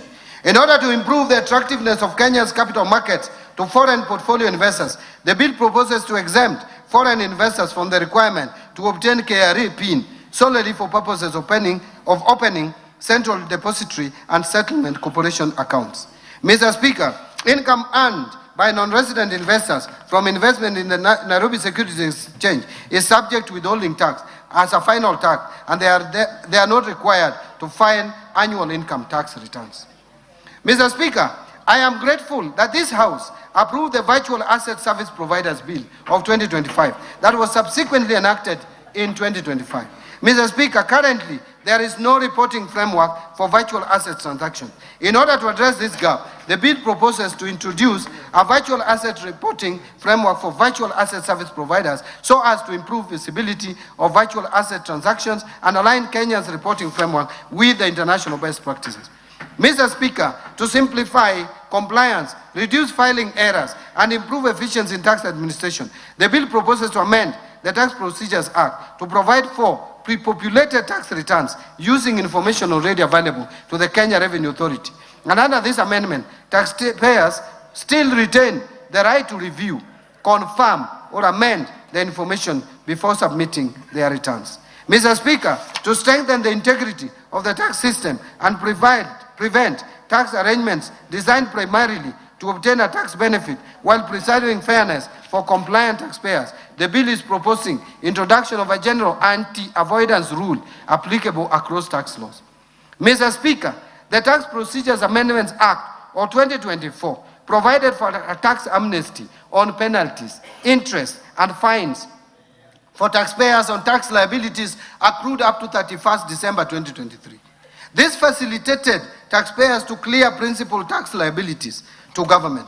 In order to encourage settlement of existing tax liabilities by more taxpayers, this bill is proposing a 6-month amnesty beginning 1st July 2026 for tax liabilities accrued up to 31st December 2025. Under this amnesty, taxpayers who settle the principal tax due within the amnesty period will qualify for waiver of the related penalties, interest, and fines. Mr. Speaker, to support faster resolution of system-related issues and improve taxpayer confidence in digital tax administration, the bill proposes to allow for waiver of penalties and interest by the Commissioner up to a specified threshold of 2 million arising from electronic tax system errors. Mr. Speaker, to improve continuity of tax records and simplify compliance for reinstated entities, the bill proposes to provide for automatic reinstatement of a personal identification number where the registered company or other entity is restored to the official register. Mr. Speaker, to improve efficiency in tax administration, the bill is proposing to allow tax assessments to be issued based on information lawfully available to the Commissioner. Mr. Speaker, to further line enforcement of tax compliance, the bill is proposing to amend the Tax Procedures Act to clarify that enforcement of tax collection when a tax appeals tribunal or a court judgment on a tax dispute is in favor of the commissioner shall only be suspended where a stay order has been granted. Mr. Speaker, to lower compliance costs and simplify customs clearance procedures, the bill is proposing to remove the requirement for importers to present certificates of origin where such certificates are not necessary for purposes of claiming preferential tariff treatment. Now let me turn to Miscellaneous Fees and Levies Act. Mr. Speaker, under the Miscellaneous Fees and Levies Act, the bill proposes to rationalize the application of import declaration fee and railway development levy exemption on aircraft by limiting the exemption to aircraft parts and large aircraft used for commercial air transport. This measure is intended to better target the exemption while supporting Kenya's position as a regional hub for aircraft maintenance and aviation services. Mr. Speaker, the bill is also proposing amendments to clarify the application of customs procedures to all fees and levies imposed under the Miscellaneous Fees and Levies Act. These measures are intended to improve administration and support prudent fiscal management.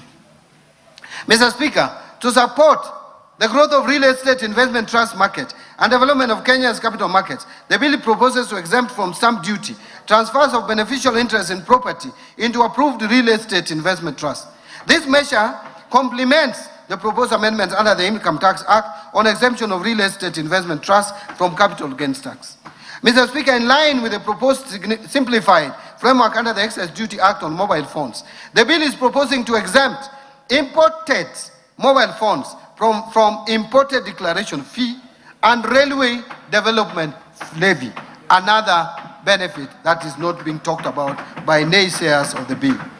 Mr. Speaker, to increase resources available for road maintenance while ensuring that existing annuity obligations continue to be met, the bill proposes amendments to the Road Maintenance Levy Act to reduce the allocation to road annuity fund from 3 shillings per litre to 1.5 shillings per litre of fuel. And this reduction of 1 shilling and 50 cents per litre of fuel will be allocated to road maintenance levy funds. Mr. Speaker, let me now conclude. Mr. Speaker, as I conclude, I want to underscore that we have navigated a period of extraordinary challenge, yet the economy has held firm. Kenyans have demonstrated remarkable resilience and patience, and this government has remained steadfast in its commitment to deliver on the promises of the bottom-up economic transformation agenda at the most difficult period in the history of this country. Mr. Speaker, this budget was carefully crafted against a backdrop of limited fiscal space and competing priorities. It reflects prudent choices and disciplined fiscal management while directing resources towards programs and interventions that will have the greatest impact on the lives of ordinary Kenyans while staying firmly on course with our fiscal consolidation plan. Mr. Speaker, the reforms I have outlined today are designed to cushion our citizens, strengthen economic resilience, and lay the foundations for sustainable growth and transformation. They will stimulate job creation, ease the cost of living, and accelerate economic transformation of our people, that our people deserve. Mr. Speaker, this budget is deliberate, decisive, and targeted. It channels scarce resources to where they catalyze the greatest economic and social returns. To smallholder farmers and pastoralists, to MSMEs and youth, to health and education, to infrastructure that connects markets, and to institutions that uphold the rule of law.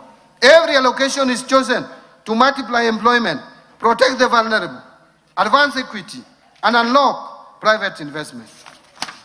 By prioritizing inclusive bottom-up growth, we will not only sustain recovery, but accelerate shared prosperity across Kenya.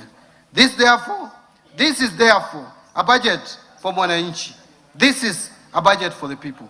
I call upon honorable members and all Kenyans to stand behind its implementation as we work together with purpose and resolve towards our shared prosperity.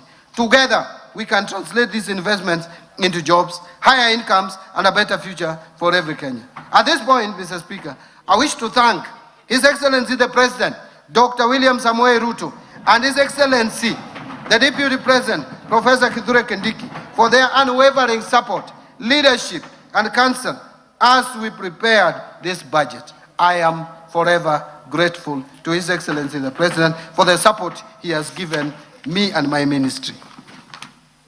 I am also greatly indebted to the Prime Cabinet Secretary, the Attorney General, my fellow Cabinet Secretaries, all the Principal Secretaries, accounting officers, and all personnel across government ministries, departments and agencies who have diligently contributed to the development of financial year 26-27 budget.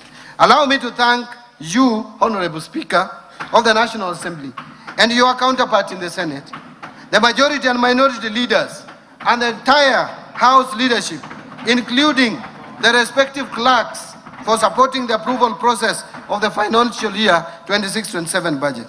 My sincere thanks to honorable chairs and members of both the Budget and Appropriations Committee and the Finance and National Planning Committee and all other departmental committees of this House, as well as the staff of the Parliamentary Budget Office, for their constructive inputs and leadership during the approval process of this budget.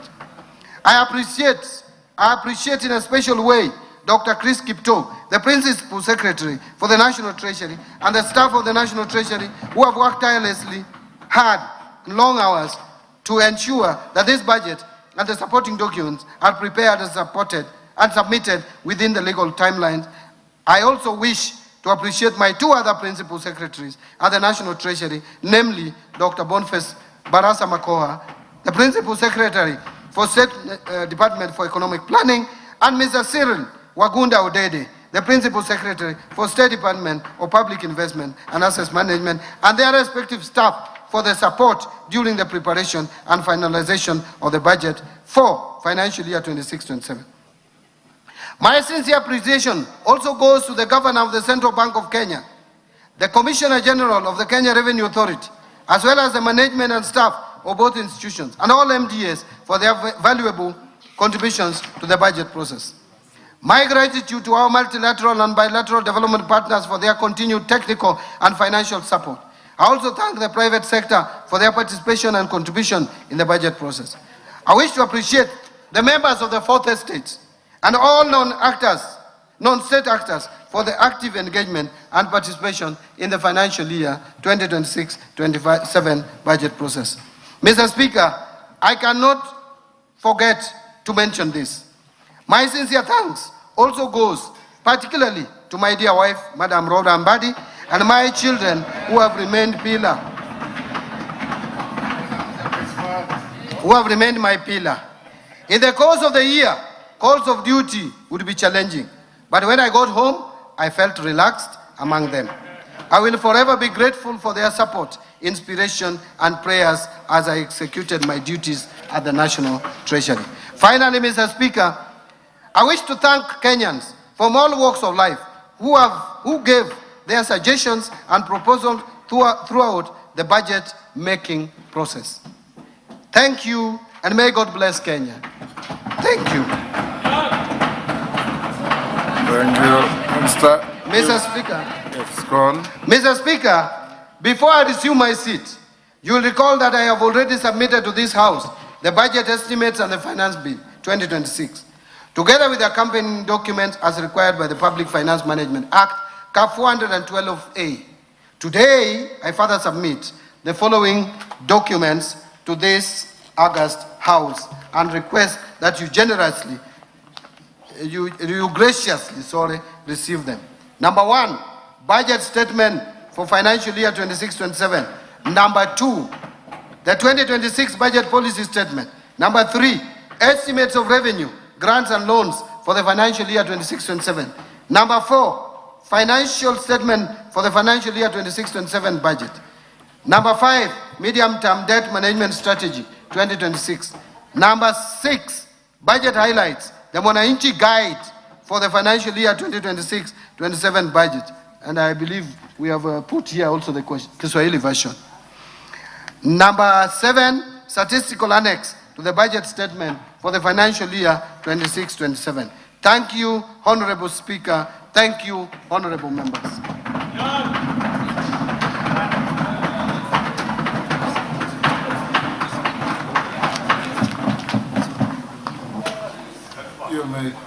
You may take your seat, Minister.